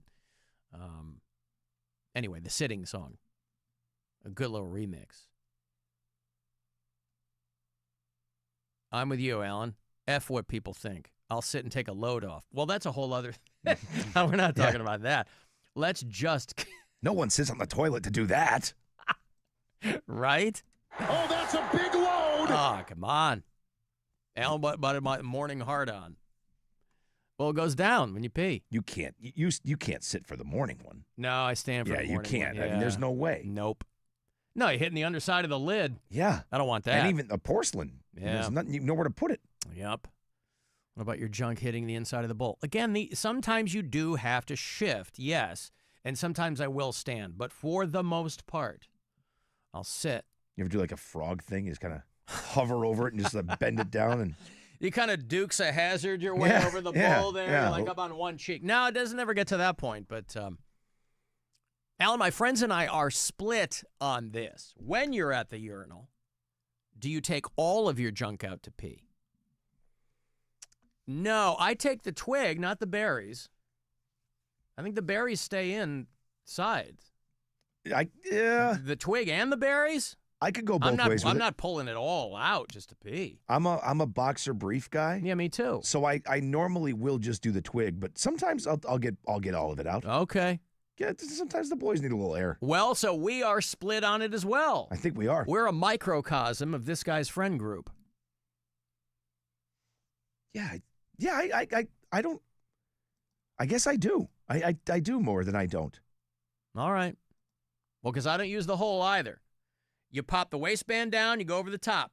Really? Oh, yeah. Oh, see, I'm a hole user. No, that's probably it's why. too much rooting around, and it's really hard for me to. I got to stuff it all back in there, Rob. It's a whole. It's all a process. I'm not lying to you. It's too much of a process. Yeah, you pull it down, you go over the top, you're done. Done and done. I got a life to lead. What am I wasting all this time for? Got to get back out there and play cornhole. Hey, you know what today is? Today is June 17th, 2025. But June 17th, 1994 was the O.J. Simpson Bronco chase. Whoa. Now, I remember this because I was in the middle of having sex with a person who had made me wait a considerable amount of time. This is someone that I pursued and convinced to date me. And then as we became closer, she would tell me more and more about her life and her exes, and it was a rough situation. So I wasn't pushing anything, right? I was like, when you're ready, you're going to be ready. And she was ready on June 17th, 1994. And we were on the couch, and we had basketball on. If you can cast your mind back that far, 1994, it was the NBA Finals that was going on then. The 1994 NBA Finals. It was the Rockets and the Knicks, and it was Game 5, middle of Game 5. And all the NBC affiliates who were running the playoffs switched to cover the OJ Bronco chase live on TV. So obviously they had millions of eyeballs, and the whole OJ case launched 1,000 TV cable talking head careers. It's where Nancy Grace came from. It's where, who else came from that? Harvey Levin, right? He built TMZ into an empire, but it started with OJ. And a whole lot of people came from that era. So NBC had this weird split screen where you're watching the NBA Finals on one side and OJ on the other. Just unlocked a core memory, dude. This is what I'm saying. That's why I remember it, because I was having sex. I forgot all about that split screen thing. Yeah. Because even NBC is like, okay, this is newsworthy. Back when things used to be legitimately newsworthy and they would carry them on, network affiliates, was the OJ case. They've been trying to get OJ. They want to talk to this guy. And his friend Al Cowlings. Was he a football player? Yeah. Okay. But he wasn't nearly as successful as O.J. Simpson was. He's kind of a hanger-on, I think. A.J. Cowlings, who I think is still alive. O.J.'s dead. And it was so funny because he was like, you know who this is, goddammit. I'll play the 911 call. And I'm sure the person was like, I don't know how would I know who Al Cowlings is? I mean, weren't we introduced to him when he was driving the Bronco? Yeah. Right? Most of us, yeah. You know who this is. It's AC is what he called himself. 911, what are you reporting? This is AC. I have OJ in the car. Okay, where are you? Please, I'm coming up the 5 freeway. Okay. Right now, we are okay, but you gotta tell the police to just back off. He's still alive, but he got a gun to his head. Okay, hold on a minute. Monica? He just want to see his mother. Let me get him to the house. Okay, hold on a moment. Okay, where are you? Is everything else okay? Everything right now is okay, officer. Everything is okay. All about he wants me to get him to his mom. He wants me to get him to his house. Okay. So that's all we ask. He got a gun to his head. Okay. And what's your name? My name is AC. You know who I am, goddammit. Okay. You know who I am. And he's like, no, I don't. What? Do you think he meant that? That's how I would do. That's how I would do it, though. I'd be like, "Yo, this is AC. You know it. It's AC. Ah, come on, man. All you right, know who hold on, this Alan. is. Hang on, Alan. We'll put you on hold. It's AC. Goddammit.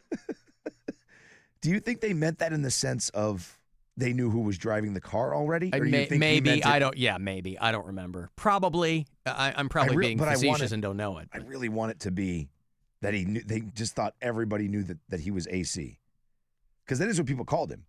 But I want, I love, I love the idea of him being the only AC on the planet. You know who it is. It's AC, goddammit. Yeah. What other ACs are there?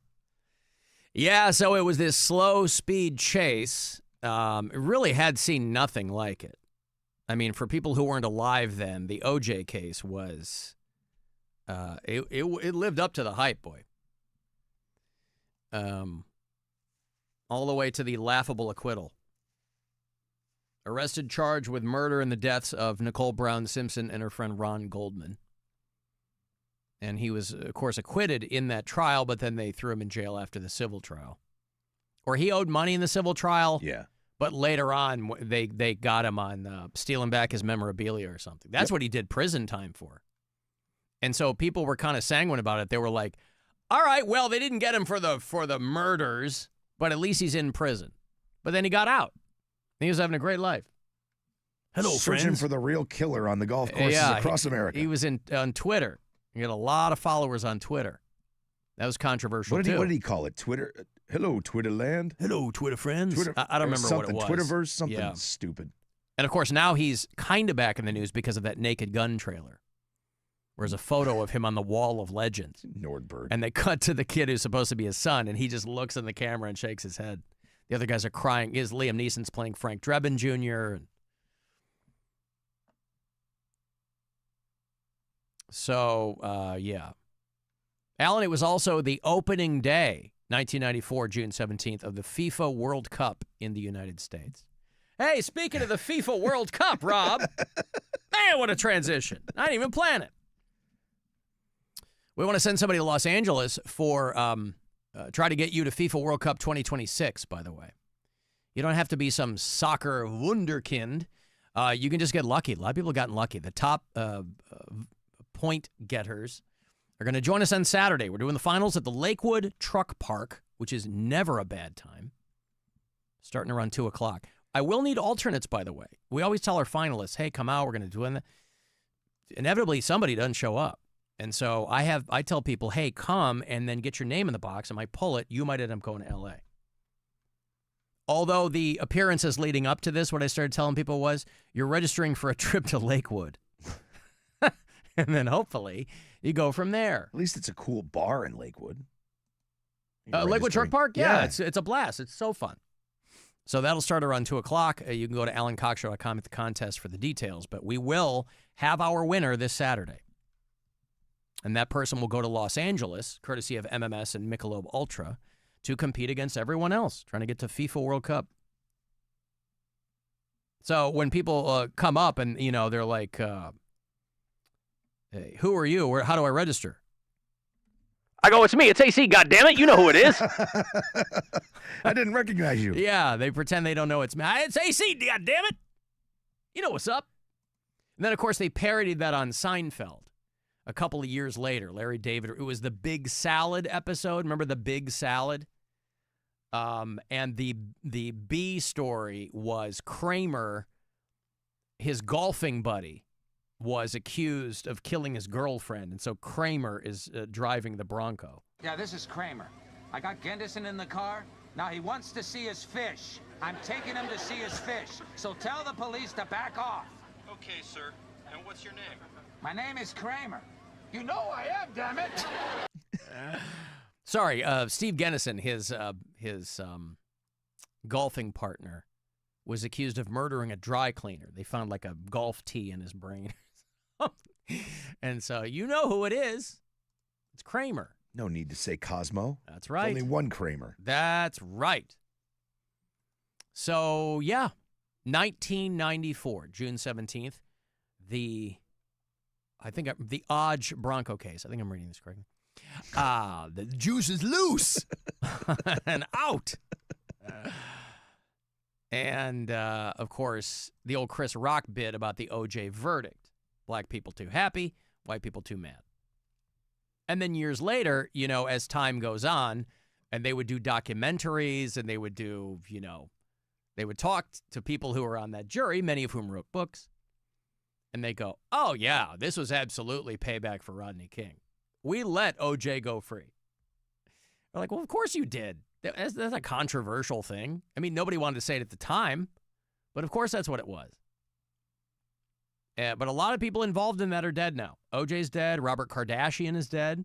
That's how he got famous. That's how Kim Kardashian got famous. Isn't that great? Kind of. My dad was one of OJ's lawyers. Oh, wonderful. Johnny Cochran is dead. If it don't fit. F. Lee Bailey is dead. What did he do?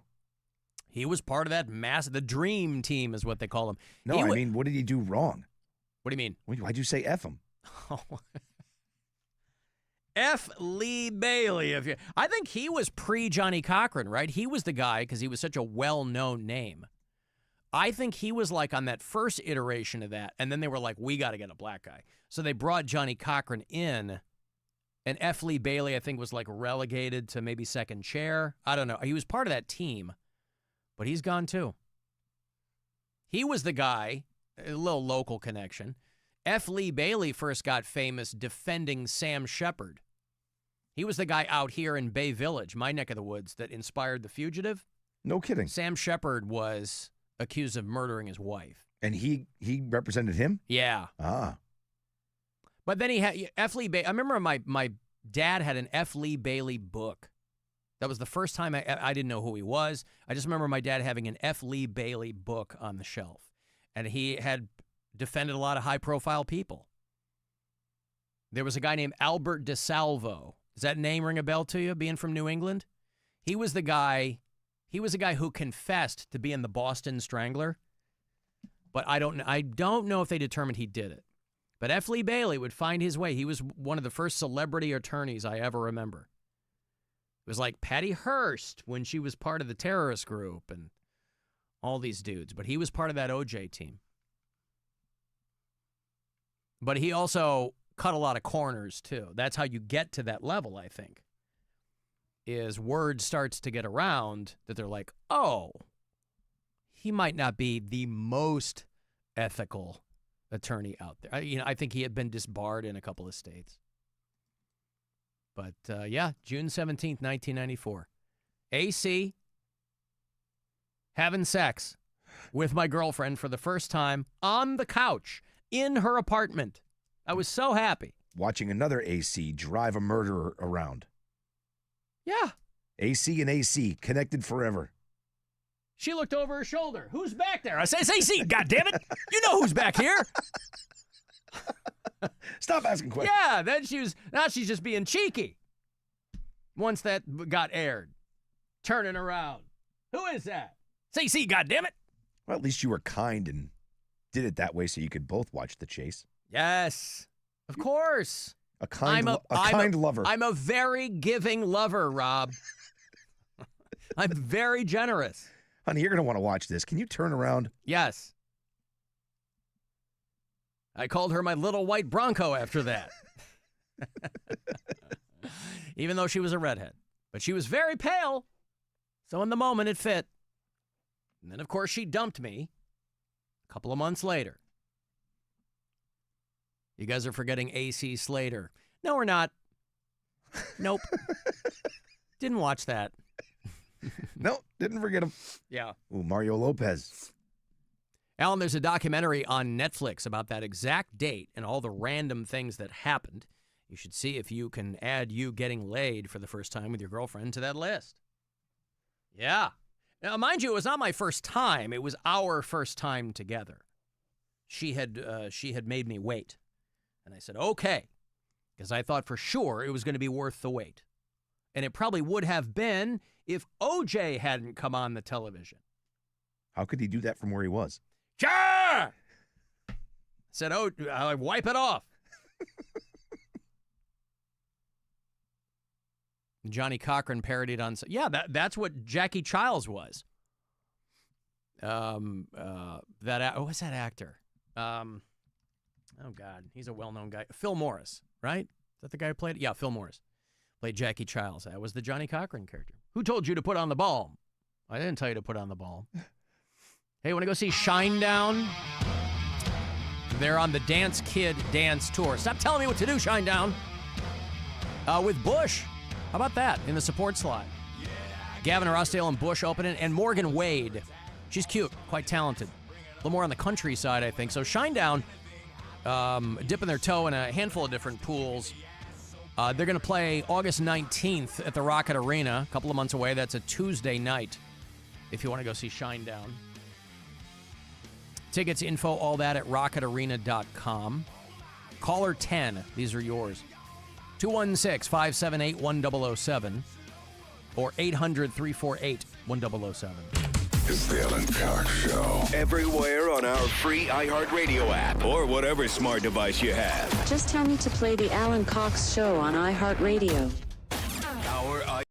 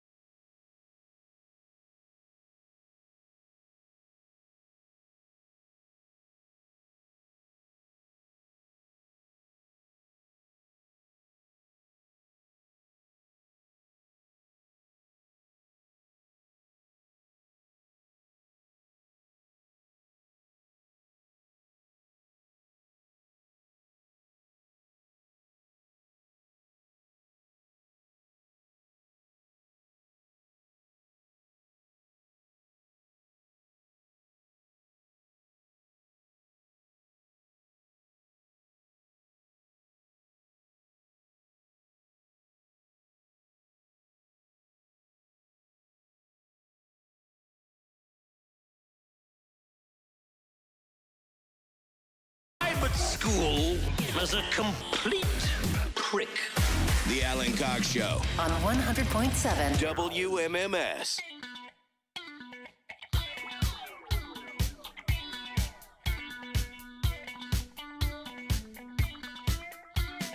Fire in the disco. Fire in the Taco Bell. Fire in the disco. Fire in the gates of hell. Does you wanna know how we keep starting fires? Does it get warmer in here? It does feel. It is. It's 71 now. Jeez, what's going on? It was Nice and cool in here before. 69 when I walked out. All right, well, it's warmer now. How does that happen so quickly? I farted. Burf. Oh, you farted. Yeah. Yeah, maybe he did it. Anyway, all right, I'll get over it. It's fine. Guardians on the West Coast tonight.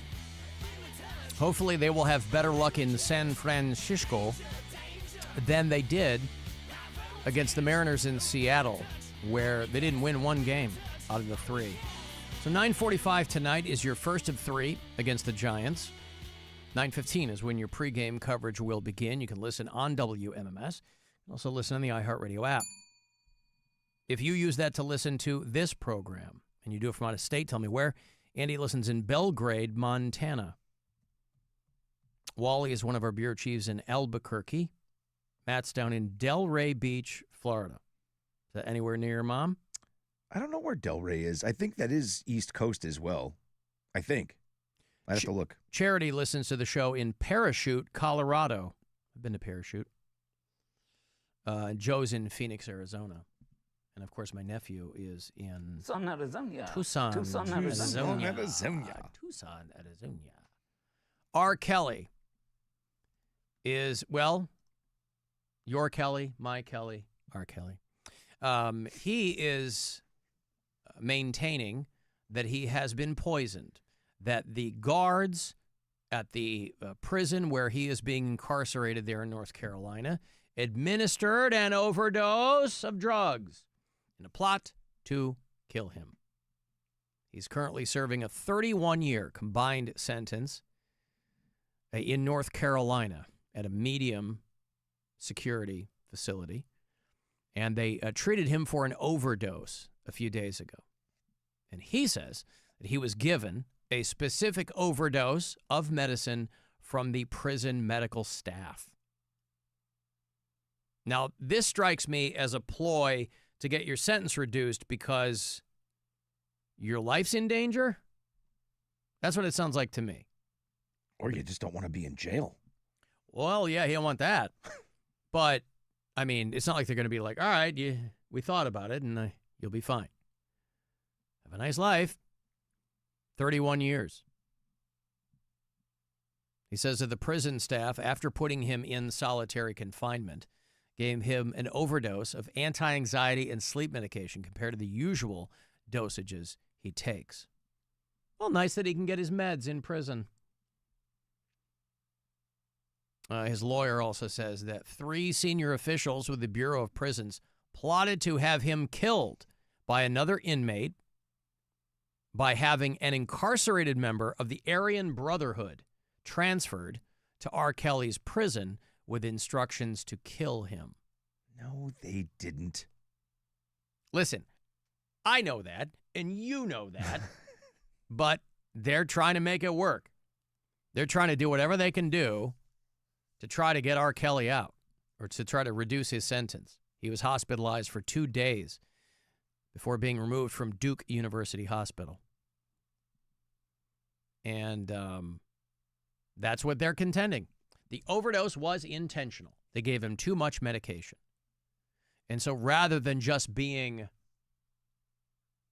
a mistake, maybe, it's not the kind of mistake you want to make in a medical facility, but he and his legal team are contending that it was all on purpose to kill him. And boy, they're really laying it on thick, right? They're bringing in a guy from the AB to kill him right there in his prison. Placed in solid, and again, these are what they're using as evidence that this was all some kind of conspiracy. First, R. Kelly was placed in solitary confinement against his will. Yeah. Does anybody put Isn't in there? everyone? Yeah, I mean, when I watch these shows, I've never been incarcerated. I've never been arrested. But when you watch these shows we were watching a show on Paramount called Happy Face. It's based on a true story. This woman whose father, she finds out later in life, was this prolific serial killer. Yesterday, we were talking about a prolific public masturbator. But this show, Happy Face, was based on a podcast that this girl was talking about how her father was the Happy Face killer, a real guy named Keith Jesperson. And so it's a fictionalized version of that. And Dennis Quaid plays the dad.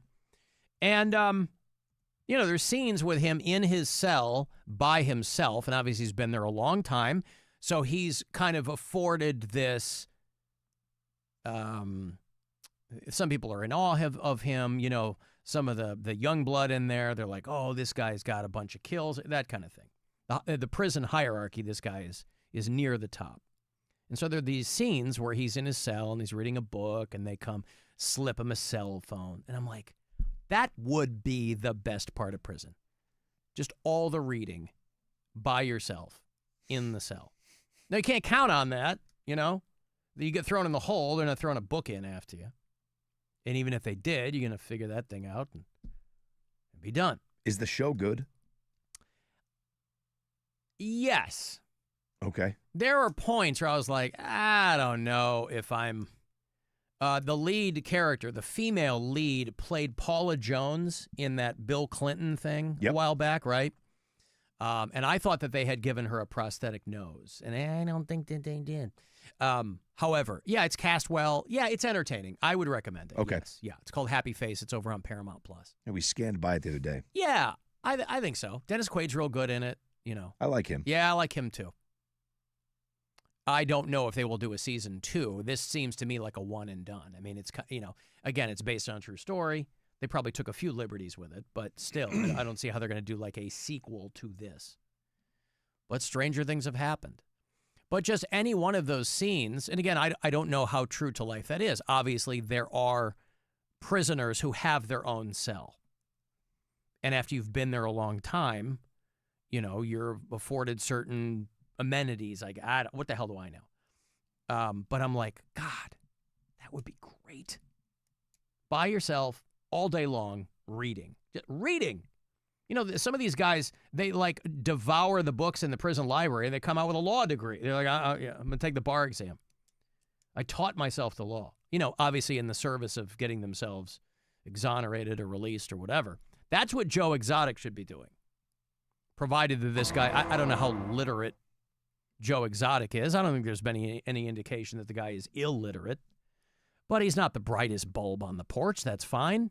You don't have to be. He's going to have plenty of time. You should probably put that time to good use. Instead of constantly publicly pleading with Trump to let you out, which is never going to happen, obviously. You don't even know who you are, nor does he care, because you can't do anything for him. But get there in that prison library. Start off small. Find a book about tigers. It's not going to teach you that much more than you already know. By the way, quick aside, I had a pish in the last break here. Yep. I tried the twig and berries over the top. Yep. Liked it. See? Yeah, I liked it. So I did the exact same thing. I was going to give you an update. I went to the 2 down from you because I always like to leave the buffer. I was leaving as you came in. Yep.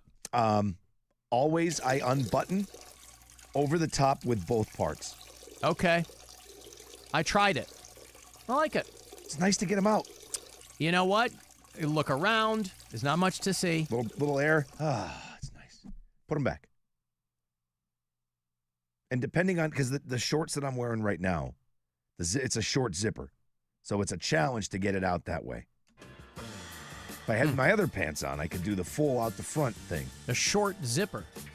Yeah, it's not, the way the pants are set up. They're not a long enough to open it up and reach in and grab what I got to grab. You know what I'm saying? So, yeah, I unbutton over the top of the shorts with everything. Yeah, I tried it out. I like it. I'm happy to help. Thank you. Alan, you should have CLA Clothing make you a new shirt. It's AC. You know who it is. God damn it. Yeah, how about that? He got a gun. Okay, listen, what's your name? My name is AC. You know who I am, goddammit. It's AC. You know who I am, goddammit. Right. I can't believe that's Half not... the people I meet at our events don't know who I am. I certainly would not have the temerity to have a T-shirt like that made. I can't believe that's not something you play all the time. It's AC, goddammit. A You know little who on I the am. nose. I mean, you know, if Al Cowlings comes up, yeah. My name is AC. You know who I am, goddammit. Uh-huh. My name is AC. No, those are your initials, sir. Oh, right. It's not your name. Damn. Yeah. You got to let them all jump over the fence every now and again, Alan. Yeah, listen. They're not going to get away. They are confined. They're just in there by themselves reading a book. They're on a leash. That's right. I print little words on the inside of my boxer briefs. So when they're in there, at least they can be using their time wisely. By the way, I've got sperm news for people who are... Might as well continue down this path. The jury in the Diddy trial is being shown freak-off clips. No. Imagine that. Because I think Cassie, boy, this woman really wants to see justice served. She is bearing herself for this thing. She agreed to testify. I think she's the one that submitted, like, a video of the sex marathons. Diddy's, I think a lot of people thought this Diddy thing was a slam dunk just based on the volume of evidence and testimony. But anything can happen. You never know. If it's considered largely circumstantial, they might have a higher, tougher climb to find him guilty than not. I don't think it's going to go that way. Well, what do I know? But these freak-offs are pretty much central to the entire case of sex trafficking. So it's not just that Diddy was having sex with people at his parties. It's that under the way the law is written, it's tantamount to sex trafficking. If people are doing it under duress, or if they're bringing in sex workers, you don't know, of indeterminate origin, whatever. So everybody zeroes in on like the, basketball court full of lube and all that. But the jurors are seeing freak-off clips. Do you think they're edited? I don't know. They told, I think for the purposes of a trial, if you're trying to prove a guy's guilty, you're going to show them you want it to be as rough as possible. Yeah. You're not going to sanitize it. You're not going to spray it full of lube and hand sanitizer. The jury yesterday was shown clips of some of Diddy's freak-off sex marathons. Prosecutors telling the jury these are going to be very explicit. Recorded during drug-fueled sessions. You have to wonder, I have to assume, rather, that Diddy was like watching these after the fact, right? You envision there being a wall of like DVDs or something, or thumb drives. Freak-off, 6, Yeah, back in the 17. 80s, it would be like a Tommy Lee with like a library full of VHS tapes. Prosecutors played portions of 3 sex videos recovered from a Diddy cell phone that Cassie had given to authorities. And if you're part of the legal team, the prosecution, you're like, all right, guys, we're going to get some takeout tonight. We're going to be watching these freak-off videos. Oh, no, is that tonight? Yeah, I'll tell you what. Sometimes this is just the worst part of the job, guys. And then they hang up with their wife. All right, let's put these things on. Let's see what we got going on here. Oh, is that her? They're all sitting there with their pants around their ankles. So they're giving jurors a close-up view of these freak-offs. Because obviously they've heard about them. So they're like, we've been teasing you long enough. Here they are. One video is from October 14th, 2012. The same day that the prosecutors say Diddy had a freak-off in New York City with Cassie, the male sex worker known as the Punisher. This was a guy who's already testified in this. Sir, do you promise to tell the truth, the whole truth, and nothing but the truth, so help you? Which is such a stupid... Why do we still say that, by the way? Formality. Huh? Just a formality. Do you promise? I promise. Are you the Punisher, sir? Yes, I am the Punisher. Would you state for the court your full name? Yes. Peter Punisher. Before playing the clip, they showed jurors an invoice that was attached to the date of that freak-off, which was filmed in the, say it with me, Trump International Hotel and Tower. Because game recognizes game. That's where you had the freak-off? Oh, yeah. Booked under Combs' alias, Frank Black. Well, that's got to make the guy from the Pixies feel good. Your Honor, I am not this. I had nothing to do with it. Look at me. I can't even get my pants off, let alone a freak off. David Santiago and I were having sushi that night. Note in the invoice said the guest requested the room at 3 a.m. And, you know, they're showing text exchanges up on the big screen, you know. And if you're Diddy, you're just trying to stay out of prison. But you're way past, like, you're not embarrassed or anything. You're like, Does it move? Like if you're sitting there and you're watching No, I would be, no. If you're him? No. You never know. Would it? Man, that was awesome. That was a great night. I guess. Like watching your highlights? But the woman who's in it and the guy who's in it, they both got up on the stand and talked about what a scumbag you are. I mean, yeah. Well, he knows that. Like that. Like you said, no surprises. He's probably sitting there like, "Whoa, man, look at that. I really was working it that night. I'm going to need a minute. Can't wait to get back to my cell." The Punisher told Cassie that his fee was $200 cash. $200. Well, this guy's punishing is his own income. Am I right, Rob? He should be asking for more than that. Anywho, the clips were several minutes long, and at least one juror winced at the video. But they didn't really say much. But yeah, she saw something called the Punisher. I'm sure she did wince. Hey, here's the home wrecker. And, of course, Diddy's lawyers are like, what you're watching, ladies and gentlemen, are people having consensual sex, because they can refer to Cassie's texts where she was like, I can't wait. So that's the difficulty is, yeah, now everybody's like, we were under duress and this sucked and we were all high all the time. But that's where a jury goes, well, yeah, but I think that's where the difficulty comes in. Because you don't have to find the guy innocent. You just have to make sure that you can put reasonable doubt in there. Because of their graphic nature. The excerpts are available for viewing only for jurors, the prosecution, the defense teams, and Combs, all of whom had to wear headphones. So they weren't blaring this in the courtroom. So they'll have to put AirPods in it. So everybody that was in the room could watch it, but they couldn't hear it? I don't know. No, they probably had it. Maybe they had them in like a separate room. They probably had them like sequestered, and okay, because they can't have cameras in here. You know, that's why we're looking at all the artist renderings there in the courtroom. But the prosecution is resting tomorrow. This thing's been going on for 6 weeks. What do you think it's going to be? I mean, they're gonna. I don't know how many. Okay, so they're charging him with a lot of counts. They're going to find him guilty on some. They're going to find him not guilty on some others. Or that's what I think. I mean, Harvey Weinstein had 3 cases going in New York, and they only got a guilty verdict on one of them. Yeah. One of them was a mistrial, because I think there was some hinky going on with a juror. And, you know, and now he's got to go to L.A. and do it all over again. You think he gets jail L.A. time? County. Harvey Weinstein? No. Diddy? Yeah. Right? Yeah, I think so. I mean, this is similar to the R. Kelly thing.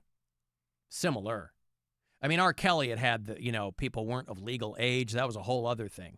But it's still wrapped up in like charges of sex trafficking. And the R. Kelly thing been going on for 25 years.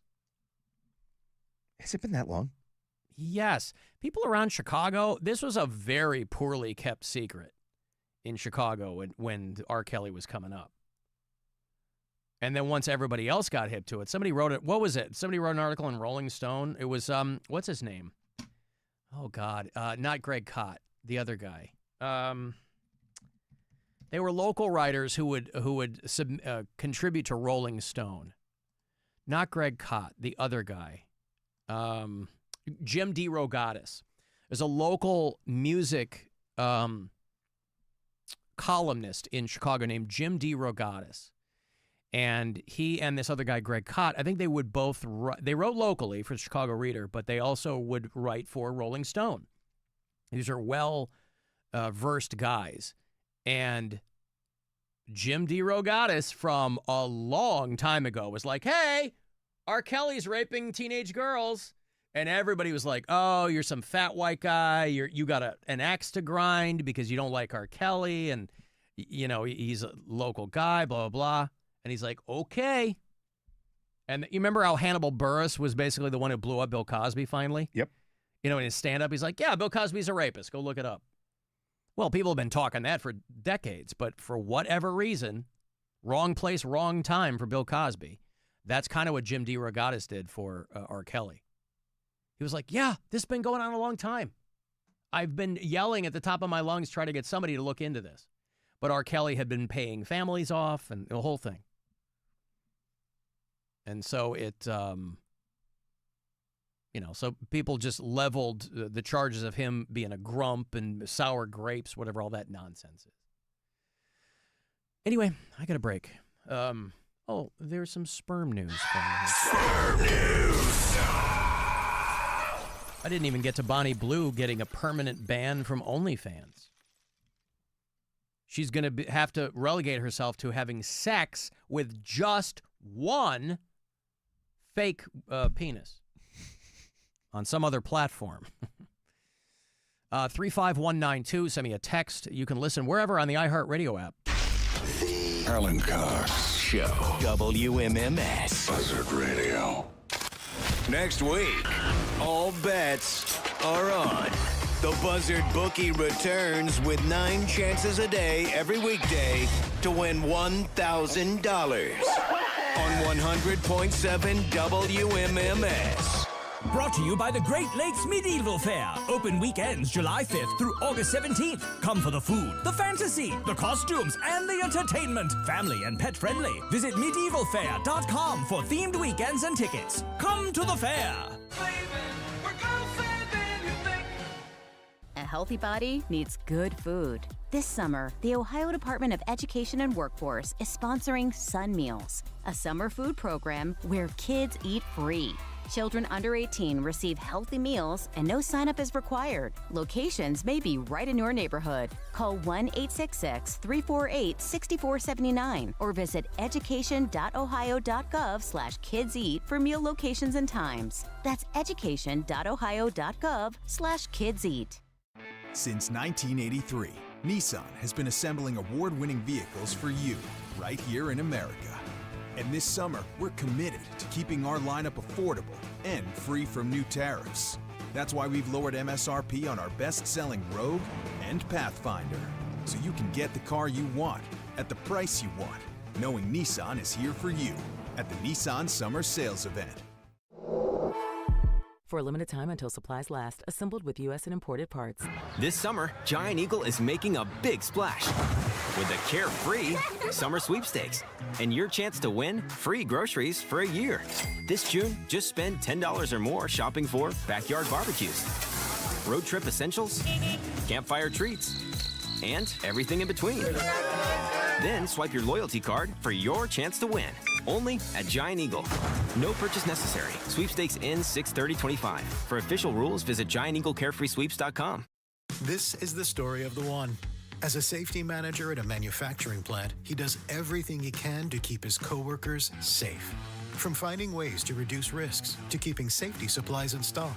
And for that, he relies on Granger. Granger offers a broad range of quality products and next-day delivery, so he can always play it safe.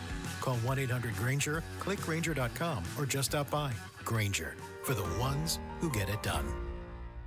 Hey, it's Crystal, here to talk to you about my new friends at Hyundai of Bedford. If you're like me and maybe you need a little help getting approved, they've got your back. Their special team knows that just because your credit score might not be great, that doesn't mean you don't have buying power. They'll take the time to get you into your beautiful new Hyundai with great styling and amazing tech. And every new Hyundai comes with owner assurance and America's best warranty, a 10-year, 100,000-mile powertrain coverage. Get to Hyundai of Bedford and tell them Crystal sent you. HyundaiofBedford.com.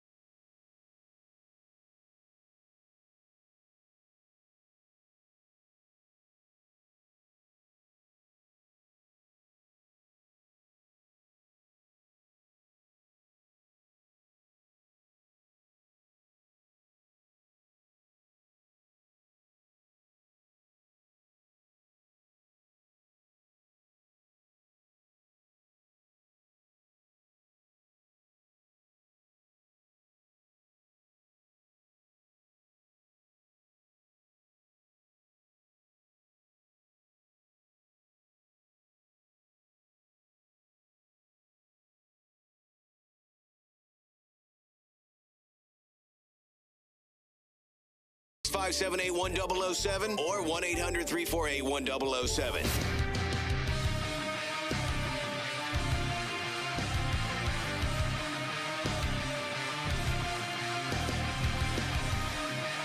Guardians baseball tonight, still on the West Coast for a lengthy road stretch.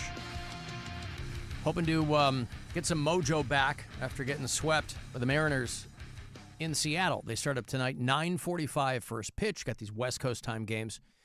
Guardians against the San Francisco Giants. First of three.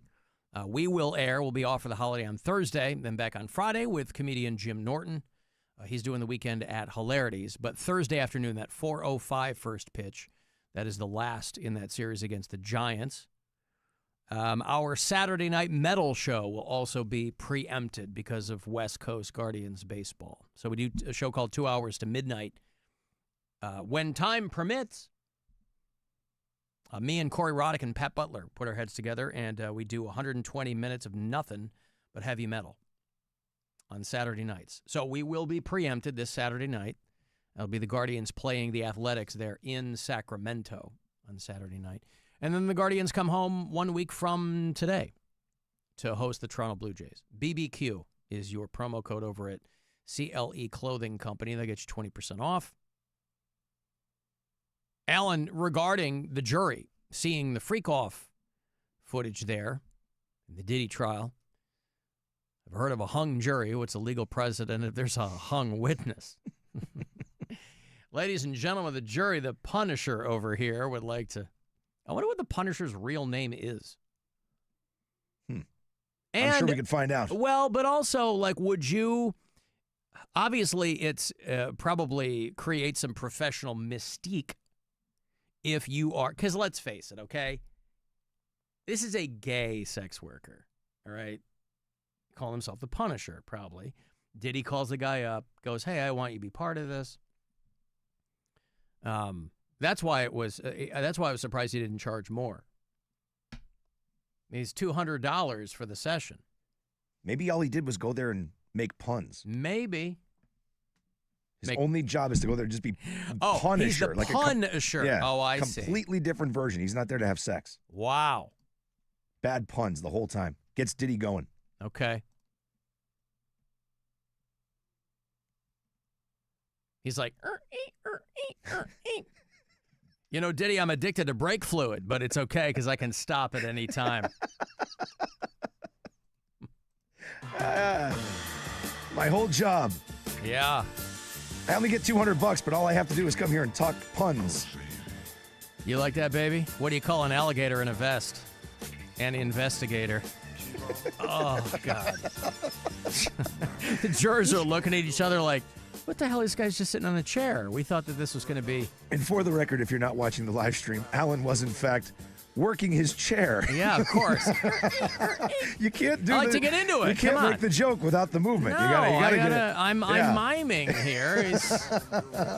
I'm trying to replicate the experience that the Diddy jury has. Puns get me going, baby. Come on. How can you spot a nosy pepper? It gets jalapeno business. Come on. A polar bear walks into a bar and says, I'll have a rum and Coke. The bartender says, what's with the big paws? The bear goes, I don't know, I was born with them. Here's the humping again. Oh, come on, did it? What do you say to a llama before a picnic? I'll pack a lunch. That's a bit of a stretch, right? They're not the same animal. Doesn't matter. Oh, okay. You mean for the purposes of the joke, it's okay. That's right. Good size, nice llama. Okay. All right, well. It'd be great if they were just sitting there watching and they're like, oh my God, ladies and gentlemen, this footage, I should warn you, is going to be graphic. There are some terrible things going on in this video. And it's just a guy sitting in a corner making really bad puns. You know, Diddy, I can't stand Russian dolls. They're so full of themselves.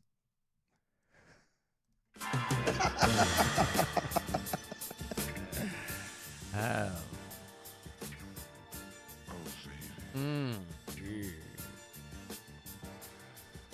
Did you hear about the new corduroy pillowcases? They're really making headlines. That one really got him worked up. Yeah. Close, baby. Oh, I'm almost there. Yeah, I'm almost there. Come on now. A photon checks into a hotel. Front desk asks if he has any luggage. He goes, no, I'm traveling light. Oh, no. Punisher. Ladies and gentlemen of the jury, if you need a second, if you'd like to recess just to collect yourselves, we fully understand this. If you need to take a minute, there's people like vomiting off to the side. The puns are so bad. These are the worst puns we've ever heard. Yeah, this is terrible.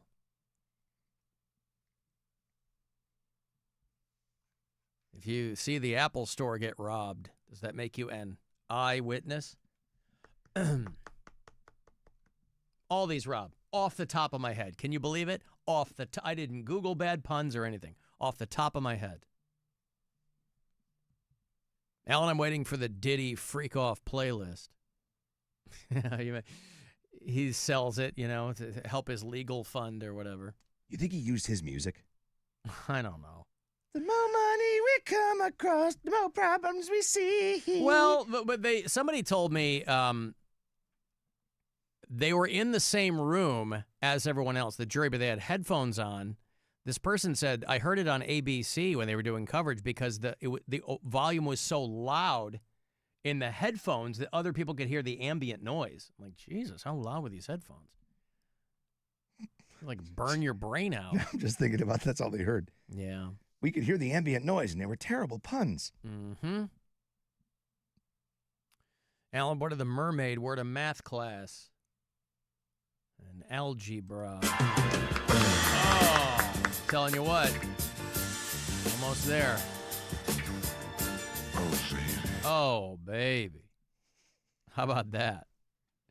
We were talking about sitting to pee earlier, and it doesn't exactly rise to the level of some all-time controversy. However, you know what it does? People who argue over, and these are just the things that will get on people's nerves when you cohabit. And it really is a test. When people move in together, it really is a test. Some people live with other people very well. I'm one of those people. I live very well with people. I travel well with people. I have a cool head, Rob. But like cap on the toothpaste. If I see someone leaving I think about girlfriends I've lived with, and not all of them, but a couple, with varying results. But if the cap was off the toothpaste, you know what I would do? Put the cap back on the toothpaste. Yeah. And then go about my night. Not everything has to be a screaming match, but among the more mundane things that people will argue about is which way do you put the toilet roll? There's only one way. The argument is flap over or flap under, right? Nope, there's only one way to do it. Well, the argument is flap over or flap under. I assume you're a flap over guy. Yes. I'm a flap over guy, too. In every area of life, anytime I see a flap, I go flap over. You just did that in the men's room. I sure did. Flapped over for the first time. Yup. Twig and berries. All the goods. Right over the fence. Like the Sandlot. Scientist. Now, I don't know how a scientist would settle the debate. It's probably got, I'm going to learn this along with you. It's probably got something to do with fecal flakes or something like that. You're going to hate the answer. Oh, really? Oh, you're going to hate it so much? It's been over 150 years since the toilet roll was invented. The question of how exactly it should be oriented still triggers furious debate. Furious? I get pretty mad. In the over position, the next square of toilet paper is facing the user, while in the under position, the next square is facing the wall. A scientist has settled the debate once and for all. Dr. Primrose Freestone, this is made up, yes? It's not. It's a fantastic name. University of Leicester in the UK. Primrose Freestone. I believe it's pronounced Primrose Freestone. Dr. Primrose Freestone. I'll tell you, here's her picture. She looks exactly like a Primrose Stone. She is an associate professor in clinical microbiology at the University of Leicester and works in the School of Respiratory Sciences. All right. Respiratory Sciences. So she's a legit person. Okay. Says the under orientation is safer and more effective. Science. Despite the image in the original toilet paper patent, which was over. She points out that the over method requires a second hand to touch the toilet roll. The hell is she talking about? Science is a liar sometimes. This increases the risk of the paper being contaminated before it even gets down there to do its business. There is more handling of the toilet roll from the over position. What is she talking about? No one in the history of time has ever reached across their body to hold the top of the toilet paper to rip the goddamn sheet off. Ever. Well, I don't know about that. Do you do that? How can you reach it? What? How can I reach what? The It's wall, right there. You're reaching over to the wall. Well, You gotta okay. reach over like no, this. no. This goes to how far you are from the wall. Well, the wall's right next to you, say. Yeah. So you still have to reach over? Well, it's not that far. You far kind of enough. pivot. Well, but if it's under, is the thought that you push the roll against the wall? No, I think she's saying that it doesn't matter because you're going to use that anyway. Right? Because she's saying you're putting your hand on top to hold it to rip the square off. Yeah. But if it's the other way, you're just pulling across with the thing. Yeah, that's but already then there. you Unroll the whole roll. That's what I'm saying. You unroll the whole roll. And I was going to say, if she means that the roll is pushed up against the wall, then that's part of what's going to get down in your nether regions. I don't know about this. I know it's publish or perish at the university level, but if this woman worked overtime on this, and again, she's a scientist, but Science is a liar sometimes. Yeah, but if you think about it, even just from a reach over and grab it one-handed perspective and give it a little rip that's always going to work better if it's over the top. I don't have a lot of luck with the one-hand tear. You don't? No, it's like pulling a tablecloth and keeping all the wine glasses upright, you know? No, I end up, maybe it's just the angle at which I do it, but when I try that, I have an unrolled toilet paper roll. I know why. Why? When you're at home court, which side is your toilet paper on? On the right, in That's both why. bathrooms. You're a lefty. Yeah. I should try with my right hand? You'd probably yeah, have but it then better. I got to put whatever I grab, I got to put it into my left hand. No, I'm saying if you were a righty, maybe if the roll was on the wall to your left, it might be easier to rip it off. You know what I'm saying? See, yeah. And more coordination with your dominant hand. Well, then I'm going to start sitting on the toilet backwards. Yeah. Face the bowl. Problem solved. With the tank. Yeah.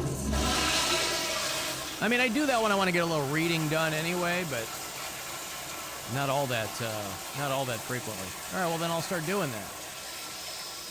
I'm going to change out my whole routine. I'm already sitting to pee. Now I'm going to sit backwards when I got to go number 2. so that the roll is on my left. Yep. This is going to work out. I'm going to try this, right? We were when my mom came to visit, she replaced the toilet paper one day, and I went in there and it was facing the wrong way, and you would have thought she shot one of my dogs. I caused a scene. Mm-hmm. A stink, as it were. Yeah. Hey, speaking of puns, I was like, we don't do that in this house, Mother. I don't know what you do in your house, but in this house, we're over the top toilet paper people. Well, my daughter is one of those kids that will leave an empty roll. Yeah. And again, it's no big deal, but I'm trying to impress upon her, hey, please take it off and throw it away. And she goes, no, I need the roll for my crafts. I go, well, then take it off. Right. If you're going to use it, I was assuming this was going right in the receptacle, but if you're going to use it, then definitely take it off.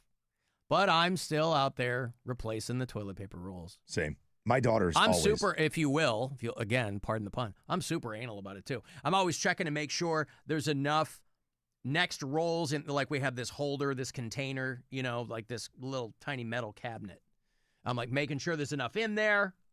See, you're a planner, man. I'm a planner. I'm the guy that sits down 10 minutes later, I'm screaming, somebody bring me some goddamn toilet. No, You used the last roll. I never check. Ever check. I always make sure. Never. Always make sure that both of the bathrooms are stocked. I just assume I don't live with savages. You And can't then assume. if you can't take the assume last that. roll, you put another one back. Well, but you also become a victim of your own success, and I accept this. After a while, they do that because they know you'll do it. They know you'll fix it. And again, it's not the end of the world. It's my house. I'll take care of some business.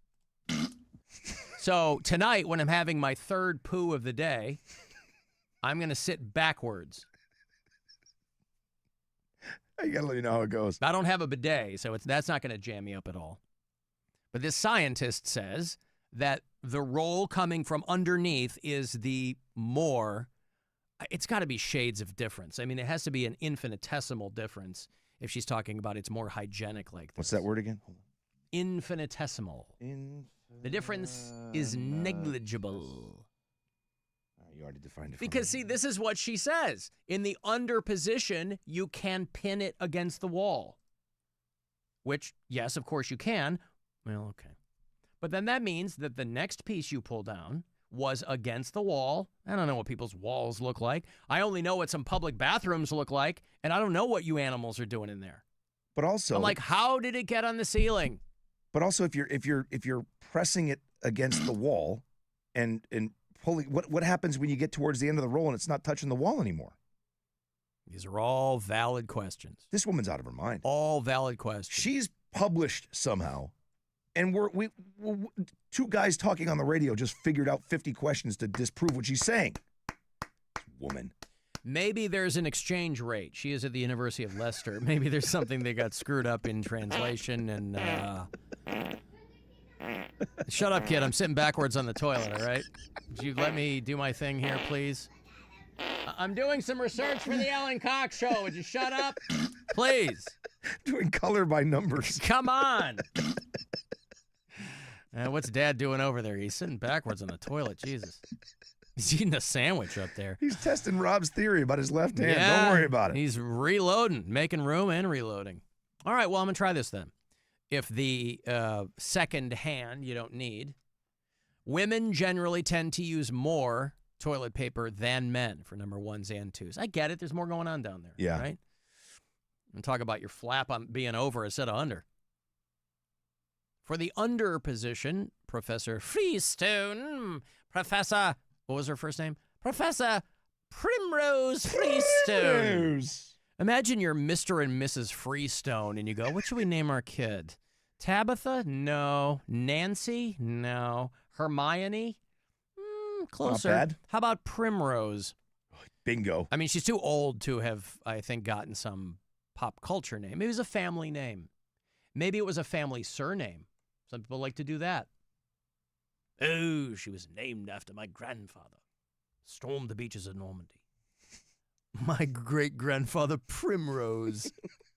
Anywho, you gals, you're using more paper than guys from the under position. There's likely to be less B.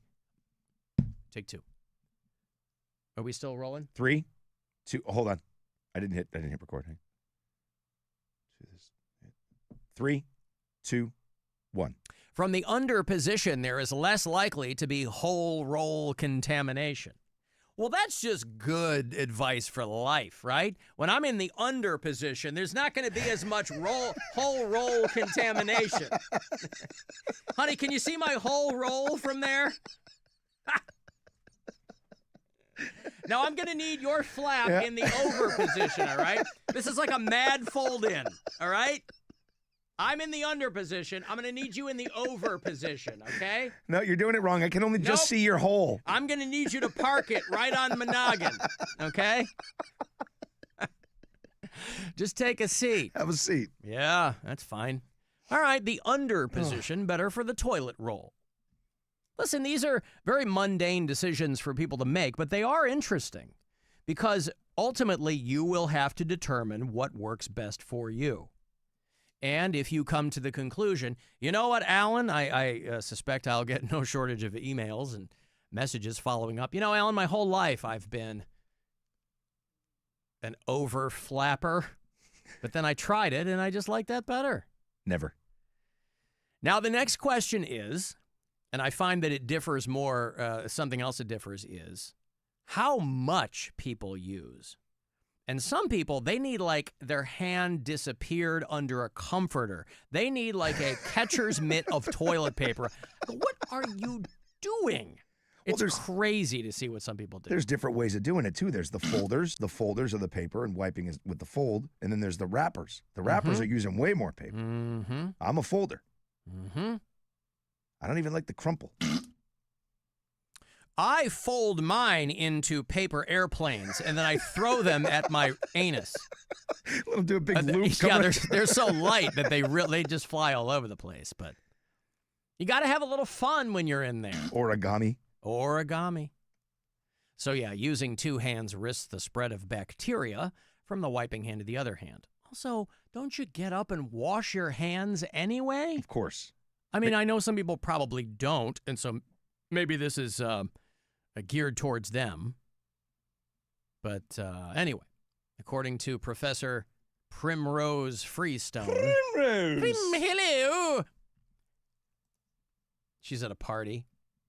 Hello, I'm Dr. Primrose Freestone. This is my husband, Harry. Hello, it's so nice to meet you. Why does your name sound so familiar? Well, I was the one who did all the research on flap over, flap under. Oh, I knew it was you. Right. Brilliant. You're the reason my home has so much less fecal contamination. Indeed. Our guests are so thrilled when they come to use our bath. The toilet paper's so sanitary because of you. I'd like to introduce you to my colleague, Dr. Beauregard Tux. He's sticking needles in women's foreheads. All right. Oh, hey, Evil Dead Live. This is exciting. I'm looking forward to this. So, the classic Sam Raimi film, right? The granddaddy of them all, Evil Dead, in concert. We're going to be showing this live at the Agora on Saturday, October the 4th, with Joe LaDuca's iconic score played live on stage. You maybe seen the Cleveland Orchestra do stuff like this out at Blossom. Well, we're going to do it at the Agora. Evil Dead in concert. AXS.com has all the details. The score being played live throughout the film. I think it's awesome. Saturday, October 4th at the Agora. I'll give you a pair of tickets here if you are caller 10. So good luck. 216-578-1007 or 800-348-1007. This is the Alan Cox Show. Everywhere on our free iHeartRadio app or whatever smart device you have. Just tell it to play the Alan Cox Show on iHeartRadio. Our iHeartRadio Music Festival, presented by Capital One, is coming back to Las Vegas, September 19th and 20th. Streaming live only on Hulu. And you can be there for a weekend full of superstar performances. Playing live. The Offspring. You gotta keep them separated. That's okay, 'cause I got no self-esteem. Jelly Roll. I only talk to God when I need a favor. Sammy Hagar. Justice, John Fogerty, and more. 15 artists, 2 nights, 1 stage. Never seen before collaborations. Once in a lifetime artist moments you'll have to see to believe. We love you, Las Vegas. Tickets are on sale now at AXS.com. Go to AXS.com to get your tickets today. And we'll see you at our 2025 iHeartRadio Music Festival. Presented by Capital One. From the Universal Windows Direct Weather Center, WMMS Weather. A slight chance of rain tonight, down to 68. Tomorrow, scattered rain and thunderstorms. Wednesday's high about 84. Thursday, partly sunny, scattered rain. High Thursday, about 75. This report is sponsored by Zoombezi Bay, with 3 new thrilling slides this year. Sun, splashes, and nonstop fun await at Zoombezi Bay. Get your 2025 season pass for unlimited thrills, including our all-new conservation tower.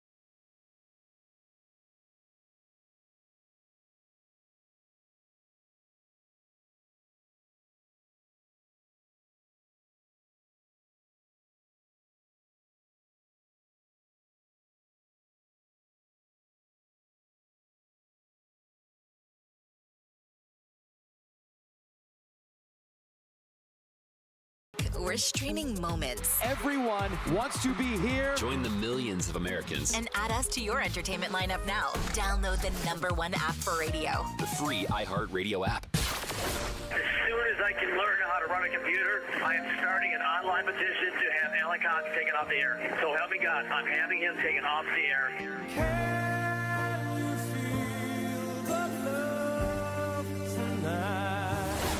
The Alan Cox Show On 100.7 WMMS.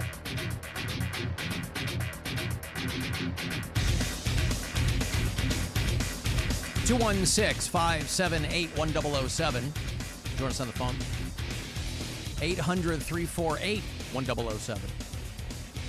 35192. Send me a text. Listen on iHeartRadio. If you listen there live, you can drop us messages as well. Guardians baseball tonight, coming off a heartbreaker there in Seattle. And then they will start up against the San Francisco Giants tonight. These are West Coast games, so later ones, 9:45 is your first pitch tonight. Pregame underway around 9:15 on the Buzzard and on the aforementioned iHeartRadio app. They will roll out or finish that road stretch against the Athletics there in Sacramento. We will air the afternoon game on Thursday. We'll be out that day for the holiday.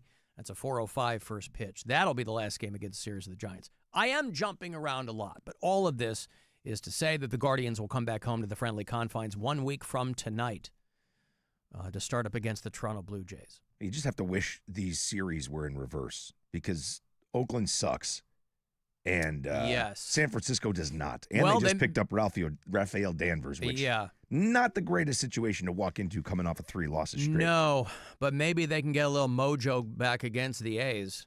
Hope so. Unless they start losing to them, too.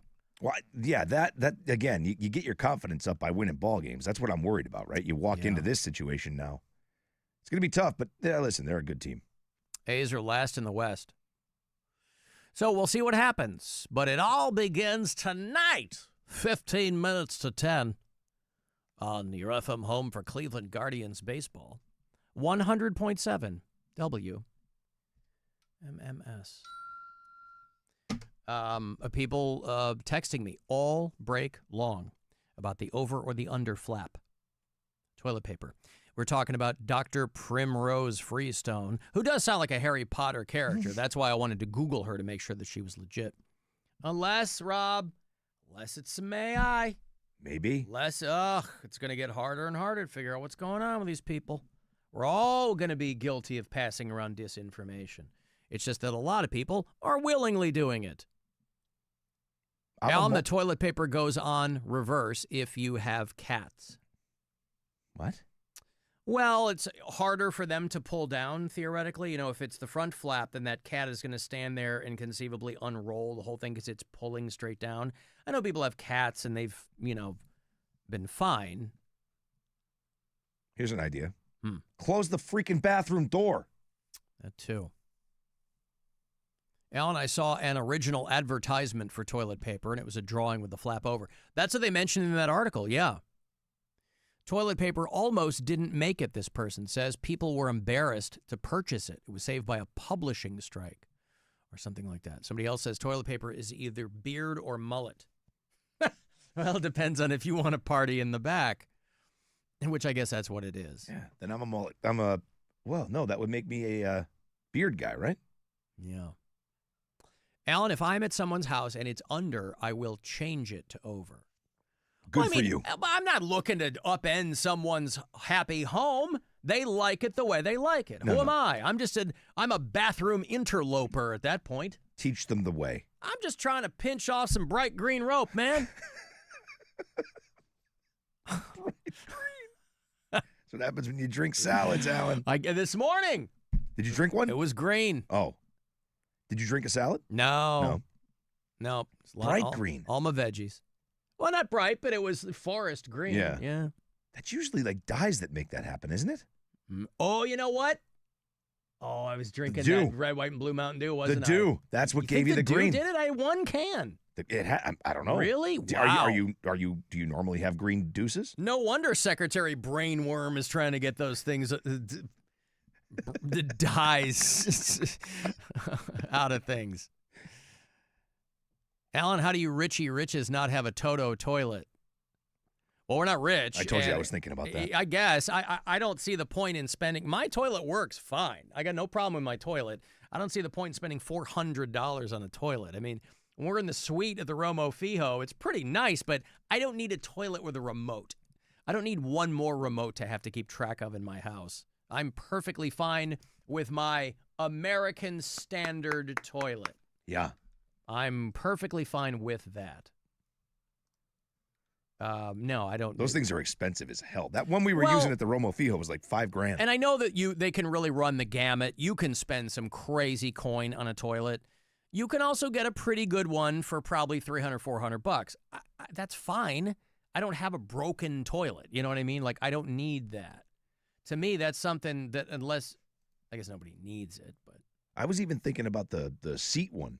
You know, you get the, whatever they call it. The warmer? The washlet. Yeah, it goes on your seat, and it's got a bidet built into it. That's fine. We have 2 bathrooms in my house, and the one downstairs is pretty much the communal bathroom, which means if I put it there, which is where I do a good 85% of my number 2s, then that means other people are using my bidet, and I don't like that.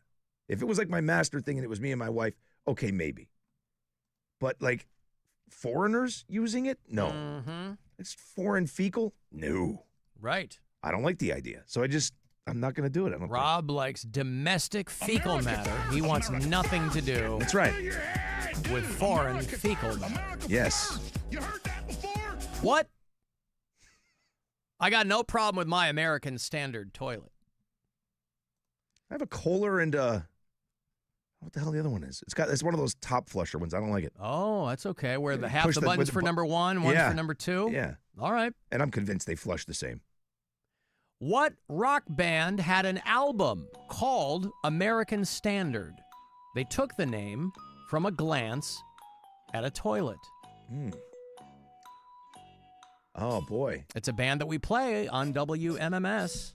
I'm going to hate myself. Post-grunge band.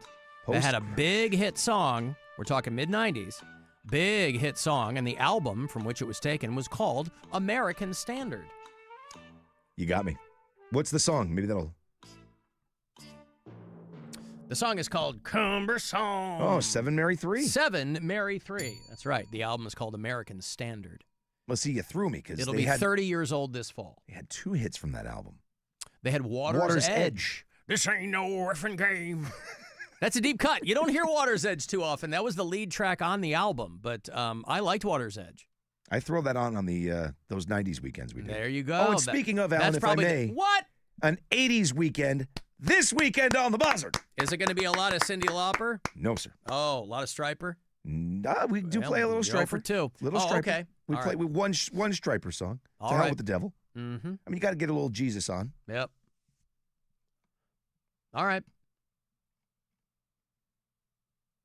Oh, darn it. Where's my song? I was going to play a little bit from that Striper record. Just to give people a little taste.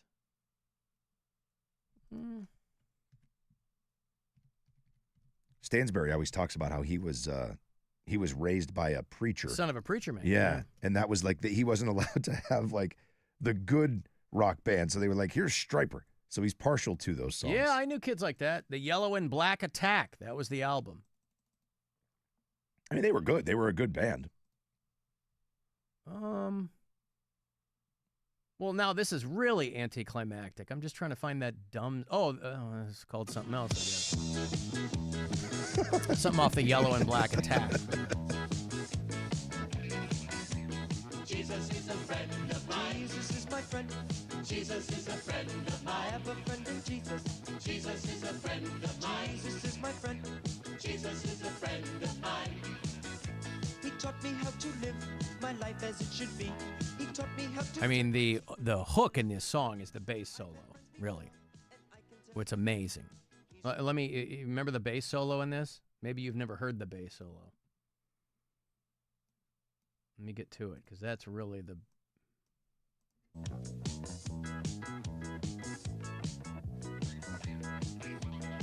This guy starts going nuts.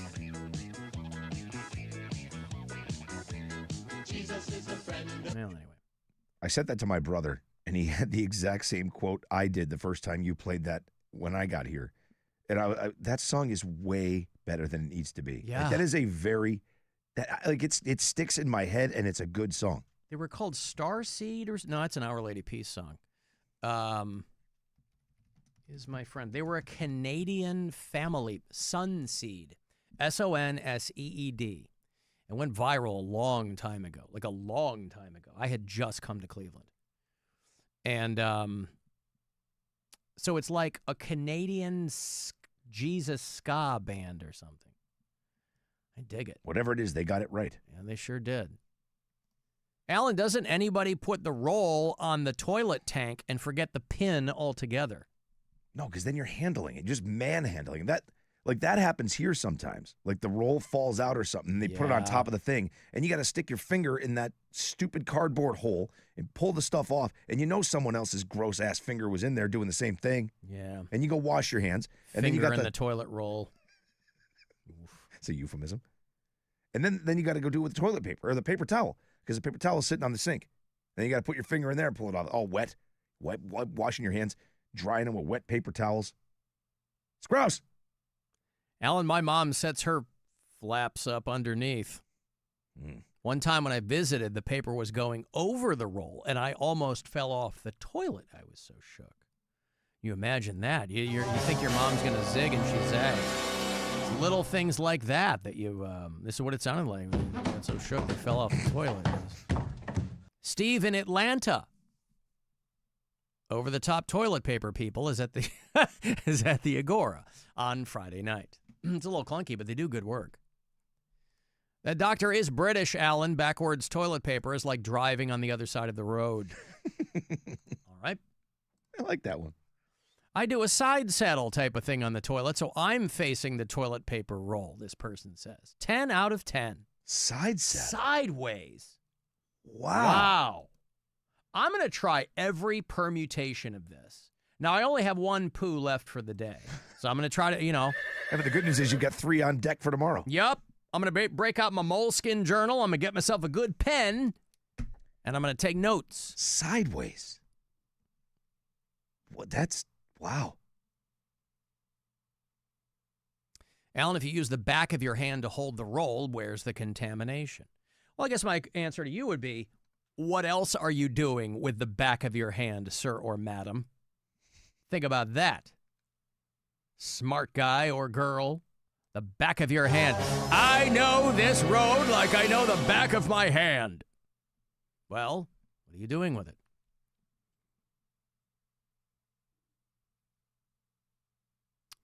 My wife's argument for the under position is that there's less likely to be a spider because you'd be able to see it as you unrolled a spider. But there could still be a spider on the back of the other side. Honey, this is so there aren't spiders in the toilet paper. Okay. Was that come in here and killed us? I do sometimes Spider? lift the lid and look, because I've seen a spider on my toilet. I do like I'll walk in and look at the lift. Give it a but what's the worst that could happen? So you got a spider on your bum. Yeah, I don't like so spiders. what? I hate spiders. Oh, I don't mind them. Oh, I think hate they're 'em. majestic. Oh, I hate them so much. Mighty Arachnid? Hate them. It's because I grew up loving Spider-Man. So I didn't have that anti-arachnid bias that a lot of other people have. But I also like Spider-Man very, very much. I think you have to be respectful of the arthropods in any form, right? I don't like ants. I don't like anything that feels like they could infest you. I don't like roaches, bed bugs, any of that stuff, right? But spiders, I think they're fascinating because they're I don't know what it is. It probably is a Spider-Man thing. I hate them. All right. Well, this person is worried about spiders. I mentioned it before. I'm constantly being called into another room of my house to kill a spider. Well, I'm exaggerating a little bit. It's not like my house has... Yeah. It's just not like my house is constantly beset on all sides by spiders. But if there is a spider, I'm being called in to kill it, and I don't do that. I grab it, and then I'll throw it outside. Like barehanded? Well, no. I'll get like a piece of tissue, a Kleenex. Okay. Yeah, no, it's smash. And I'll hit it so hard it just explodes because I freak out and I don't like them. Then I got to wipe the wall down. Wow. Well, I don't need all that. I hate it. Because then you're just making a huge mess. I get it. I got to make sure it's gone. All right. Get them big ones, too, man. Like you hit them, they just laugh at you.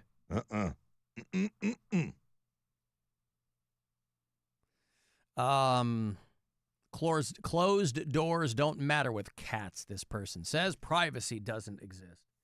Primrose was Katniss Everdeen's sister in the Hunger Games. Again, I think this woman is a little too old to have been named after that person, but okay, I don't know. Maybe she looks older. And also, yeah, I know people. I don't have cats. I'm a dog person, but I know people with cats. And closing the door keeps them out of the room. Now, they will annoy you with their mewling and whining on the other side of that door, but they're not mice. They're not squeezing themselves under the door. Reason number 3,127 to why I don't have cats. Privacy. I just wouldn't want them jumping all over everything. You know, cats are, in my experience with girlfriends with cats over the years and things like that, it's like they're fine, but when they're, jumping from the stove to the bookcase, like, I don't need that. No. Don't need that. Knocking stuff over just because they can. Yep. No, thank you. Just being dicks. Walking on your counter with their crap feet. Nope. Pause. Crap, pause. Alan, I only use toilet wipes. Yeah, but you can't flush those. Right? People using the wet wipes. And if you do flush them, that tells me you're not a plumber. Right. Those people do not care for that. Rob smashes spiders on legs, go flying everywhere. Yeah.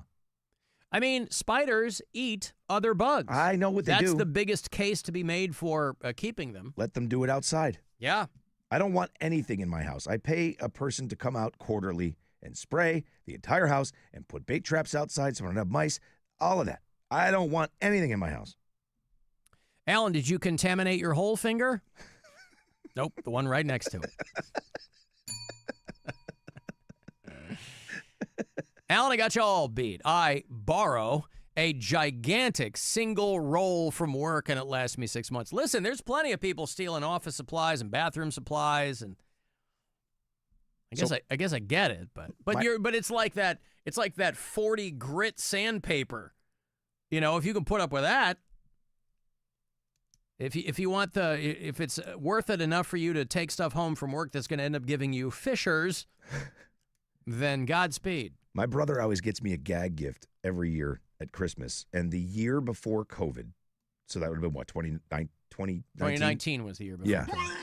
He bought me this Scott toilet paper dispenser thing. So it was like, like one of those clear industrial dark gray ones? No, it sat on the floor. It was like a chrome thing, and it just had like a little piece on the end of it that held this massive roll of toilet paper.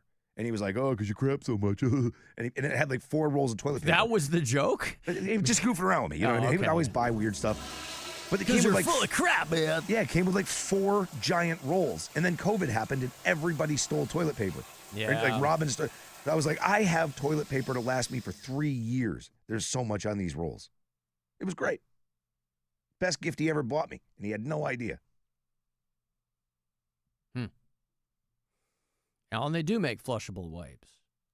They say flushable, but you can't flush them. The company says you can flush them. Any plumber will tell you, no, you can't. You physically can, but it's certainly not recommended. Plenty of companies will be like, oh, these are flushable. They're all flushable. Flushable. Okay, I got to take a break. 35192 to text. AlanCoxShow.com. Everything else you can watch on our YouTube channel. The Alan Cox Show. On 100.7 WMMS.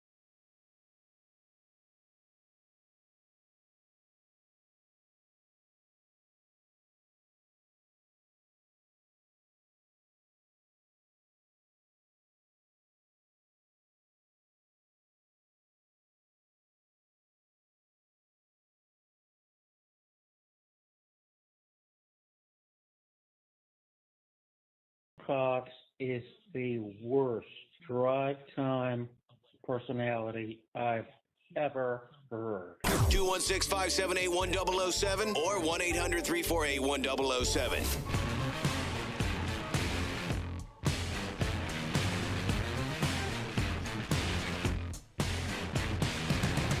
I can't wait for this show either. St. Vincent doing that show at the Rock Hall, end of August. Right out there on the, right outside. I haven't made it to one of those shows yet. And there's a bunch of them coming through. As soon as I saw that she was coming, though, scooped up my tickets. But they always say, and they have a pretty wide array as far as genres go out there. I'm kicking myself that I haven't gotten to one of those Rock Hall live shows yet. Because if you get, I have to assume they're rain or shine. But you prefer shine, right? You're going to be outside watching a show. Rock Hall Live, I believe is what they call it. Hot Mulligan. When was that? I like those guys. Oh, damn it. This is what I'm talking about. The Church. Remember Under the Milky Way? They're coming up July 30th. St. Vincent, August 29th. Night Demon. That's the one I'm thinking of. Those guys rip. August the 9th. Anyway. The only one I know of all the bands you've said is St. Vincent. You know The Church. I don't think so. Under the Milky Way from the 80s? I don't know. Doesn't sound familiar.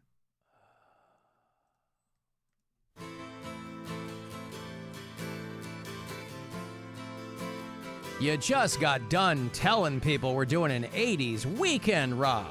Yeah, but 80s rock songs. Oh, I see. Sometimes when this place gets kind of empty. I don't think I've ever heard this song. Are you kidding me? You've never heard Under the Milky Way? I don't think so. Wow. Maybe I'll know the hook? I think you will. This was their big song. But they were kind of like one of those early new wave bands, I guess. They're Australian. And I think they've reunited. I think this Rock Hall thing is one of those.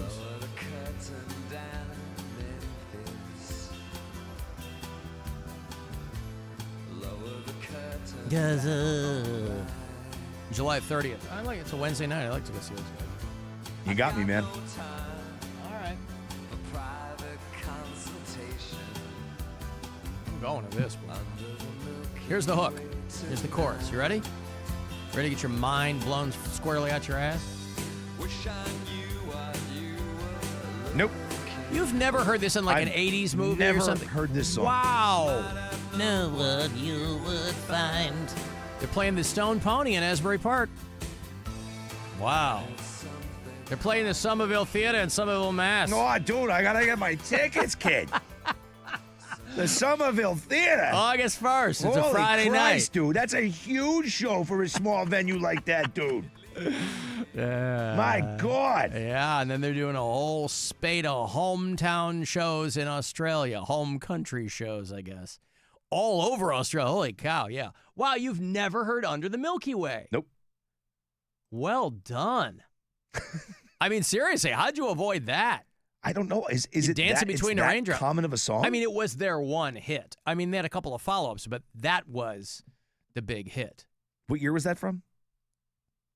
Oh, God. Probably 85? Okay. Yeah, I do not remember. Of course, you are a this little bit younger than me. I mean, you're a few years younger than me. Under the Milky Way was 19. It was on an album called Starfish. Yeah. Yeah, man. That was from 1988. Wow. Yeah. I was definitely old enough to know music. It was their fifth album, and that was when they broke through internationally because of that song. Nope. I'm trying to think of what the follow-up to that was. Reptile, maybe? Maybe Reptile. But Under the Milky Way, that's the one that they're most known for. There's a lot of "Come on, Rob" in the text. I'm not. Listen. Hey, listen. I There's can't stuff know I everything. don't know. Rob has whipped out a couple R&B songs that I should know, or hip-hop songs. Nope, I've never heard this before. Was it Diddy? Paperboy was the last one I think I hit you with. Yeah, never heard it. Alan, your traffic reporter is definitely working in wet and sloppy on purpose now. Did she say wet and sloppy? Did she? Wet and sloppy. I mean, that's the original one. Yeah. I don't know if she did it again. Wet and sloppy. I heard one just end. Like, she's like, 71's looking good. And this report brought to you by, I'm like, wow, okay. All right. Yeah. That's pretty good. And then she said, what did I yell to you? She said, piece of wood in the road. I forgot how she phrased it, but it was. She said there's some wet wood or something like that. Yeah, there's careful. Wet wood in the road. Yeah, wet wood in the road. Yeah. Wet and sloppy. Careful of that wood. It's wet and sloppy. Okay. Well, she's out there doing wet and sloppy. Good. I would like that. Lest she think I'm giving her a hard time, I would like that to become kind of her calling card. Because there's going to be a lot of instances where that's going to work.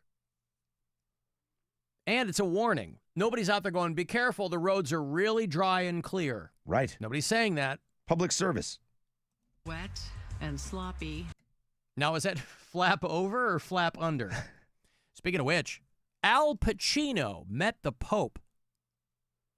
Al Pacino is the first celebrity to meet the new Pope, Pope Leo. Hoorah! The first Pope from the United States. I wonder why. I assume somebody in the Pope's entourage saw Al Pacino and said, whoa, that guy does not have much time left. Have you seen Al Pacino? Oh, yeah. Wow.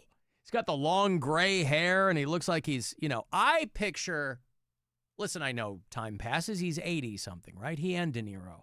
Heat is one of my favorite movies of all time. That was one of the first movies. I think it might have been the first movie where they shared a scene together that was very momentous at the time. Michael Mann's crime epic called Heat. It is one of my top 5 favorite movies of all time. But it was 30 years ago. It'll be 30 years old as of this December. I remember I had moved to Kalamazoo, Michigan that fall. My first day on the air in Kalamazoo was Labor Day, 1995. And I was very homesick. I had moved from Chicago to Kalamazoo, Michigan, right? For my radio career to begin. Well, I was kind of seeing somebody at the time. I go, well, I'm coming home for Christmas. It was only going to be a couple of months away, and we'll hang out. And we went to go see Heat the day before New Year's Eve. And my girlfriend at the time and I went to see Heat. And I was blown away by this movie. Yep. And to this day, I'll watch it up.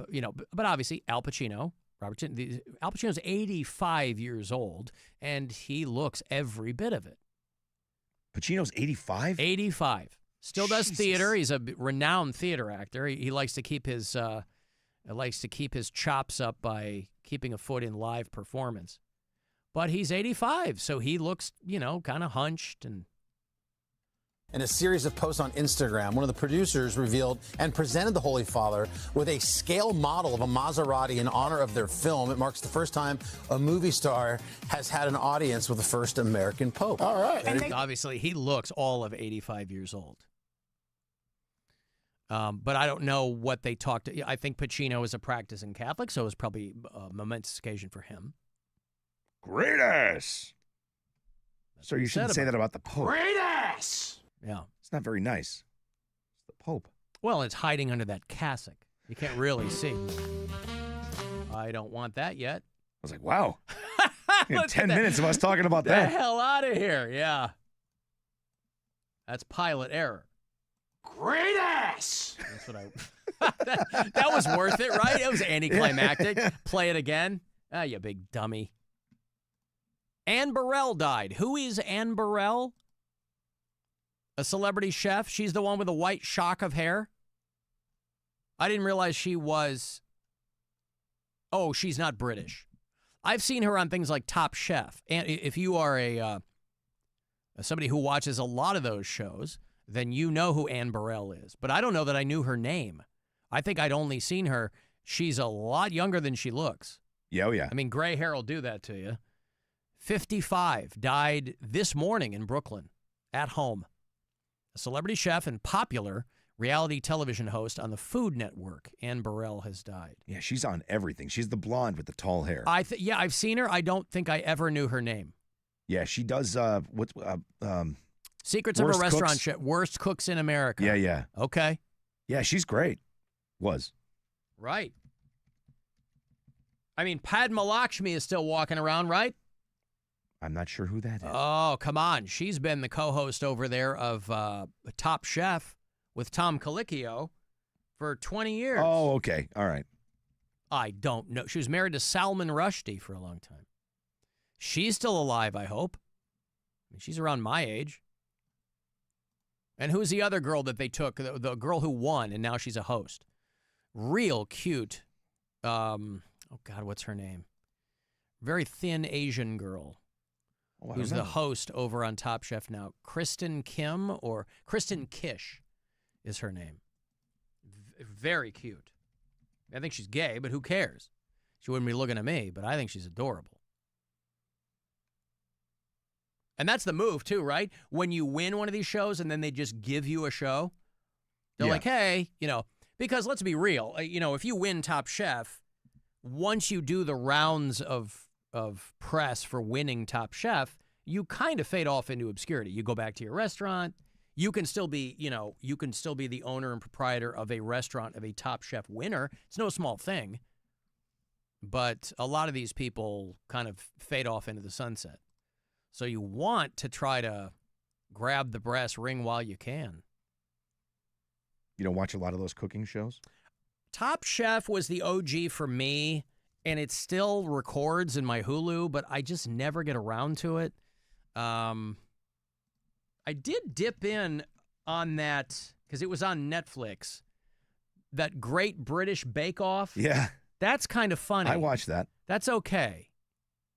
It's a lot of dishes because they're like British dishes. There's a lot of things I'm not familiar with, but it's entertaining enough. But no, Top Chef. There was one called Chopped that I liked a lot. I watch that all the time. With Ted Allen. He used to be on Queer Eye for the Straight Guy. The original cast of that. I think he's from Chicago. I think he bounce around. I'm a Giada De Laurentiis guy. That's okay. She's my. Oh yeah. I don't even care what she's cooking. Is she the microwave girl? Who says microwave? Oh, I don't know. I have no idea. I've not heard that, but yeah, she's. No, Nigella Lawson maybe is who I'm thinking of. She is fantastic. Giada De Laurentiis. Yes. Is she of that family? Dino De Laurentiis? That's her grandfather, yeah. Great. The famed film producer. Yeah, she is just. See, she should have Bobby Flay was going to be a chef because his name is Flay, right? I mean, you're destined. Wasn't he banging one of the Top Chefs? I think so. I think that's, probably a lot of that is. Nobody dumped his wife for one of the Top Chefs. Yeah, Bobby Flay. Oh, Brooke Williamson. Yeah, they dumped they dumped their spouses for each other. Good for them. I mean, listen, I'm just saying good for them. I mean, it's, they've found each other. They have common interests, common knife skills. Yeah. Yeah. Great hands. Ann Burrell was found unresponsive in her Brooklyn home this morning. Paramedics tried to revive her, but they were unable to do that. Okay.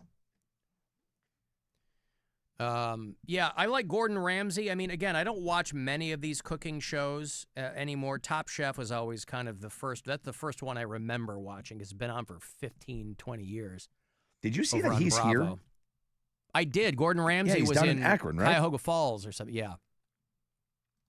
I don't know if he still is, but he was. They were taking candid photos of him when he was in town. Yeah, I saw a bunch of those.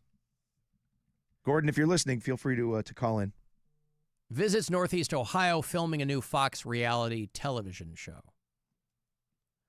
No, he's a very smart guy. I know my sister worked for him for a bit. When she first graduated high school, she moved to Los Angeles and got a job in whatever his main restaurant was. So she was kind of part of the hostess staff for Gordon Ramsay. Wow.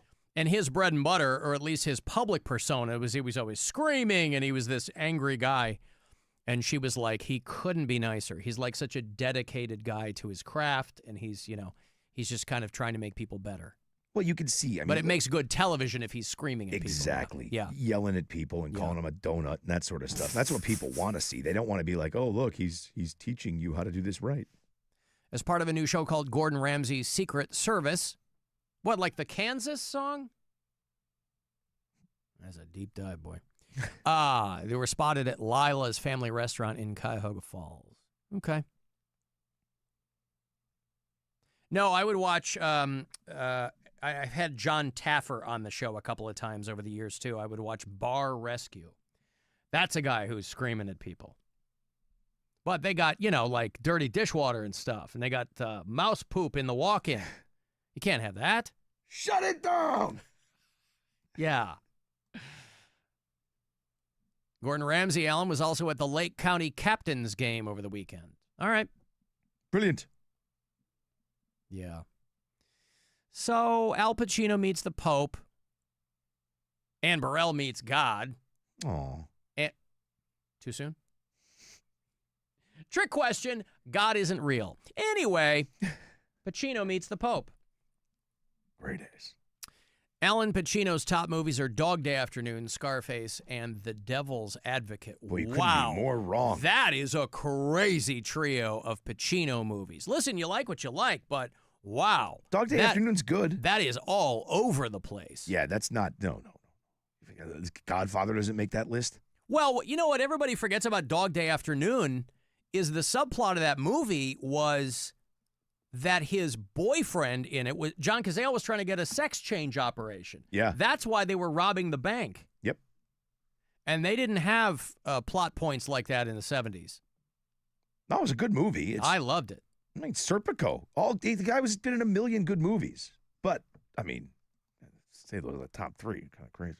Listen, any Pacino top three that doesn't have Jack and Jill in it, you are insane. Who are you even talking about? No, you got to go Heat. Yeah. Scarface, okay. Scarface is good, but not top three Pacino. You don't think so? No, it's recognizable. It's famous. It's a pop culture icon. You think it's too cartoony? He's like, say hello, my little friend. It's okay. I'm reloaded.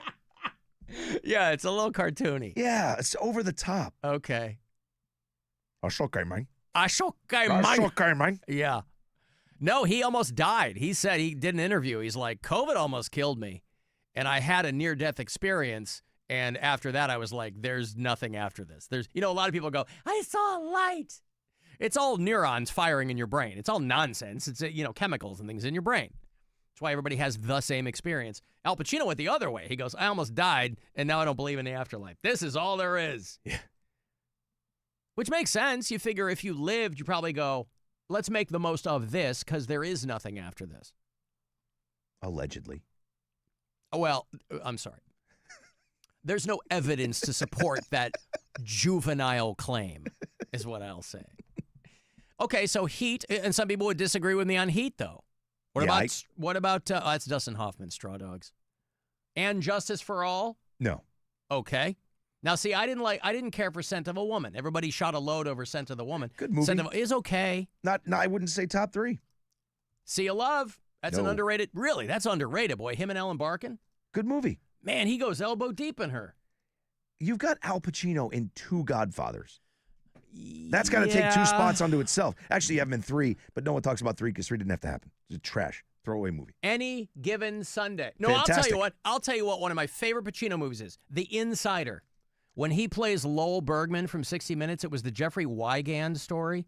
The guy that got the Brown and Williams, the guy who testified against the tobacco companies that they knew. And it's Russell Crowe playing Jeffrey Wigand. And I love that. And it's another Michael Mann movie. The guy did Heat. Basically, I'll watch anything Michael Mann does. And if Pacino's in it, happens to work. Serpico's up towards the top. Donnie Brasco. Like, the guy's been in everything. He's in some movie now where he plays a priest. It's like an exorcism movie. And you're like, oh, no. Well, yeah. I mean, he's got a little kid, though. He needs the money, right? Him and De Niro. These guys love leaving it in. After a certain point, it got bad. But again, that early Pacino, man. About The Irishman. I liked it. You did? I did. It was long. Oh, wow. Longer than it needed to be, but it was still a good movie. Yeah. All right. Hoorah. There is a recent Al Pacino movie that everybody slept on, and I thought it was great. It's about 10 years old. It's called Manglehorn. Mangle? Little movie he did about this locksmith in Texas. And he meets a younger woman, and it's just a cute movie. It's called Manglehorn. What was the show he just did on Prime? Oh, the Nazi Hunters? Yeah. I like that one. Yeah, I forget what it was called. That was good. It was called... I don't know. Oh, Hunter. It was called Hunters. Was it? Yeah. Okay. Yeah, I like that a lot. I didn't like the way it wrapped up. He played Joe Paterno, too, in that movie about Penn State. Oh, that's right. Yeah. Slap, slap, slapping sounds. Jopa. Hey, did you hear any slapping sounds in there? Slapping sounds. Oh, Bob Costas, you're a gem. All right, anyway, we've partially gone over Al Pacino's filmography for your listening pleasure. Okay, we got to go. Thanks, guys, for hanging out. The great Jim Norton will join us on Friday. He's doing the weekend at Hilarities, part of the 40th anniversary over there. A lot of big names coming through.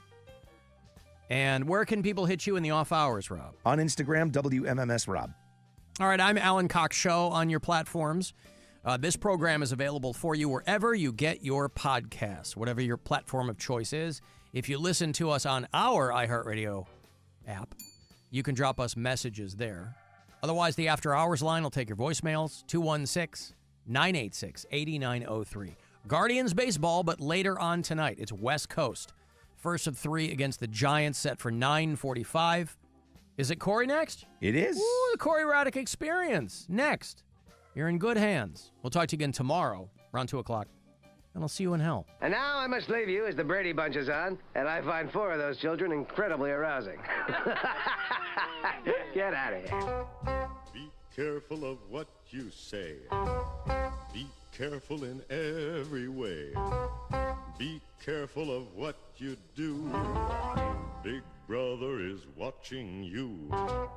Be circumspect and discreet. Stay light on your mental feet. One slip and you know you're through. Big Brother is watching you. Conform with all directives. Remember, obedience pays. And when you watch that TV screen, remember it works both ways.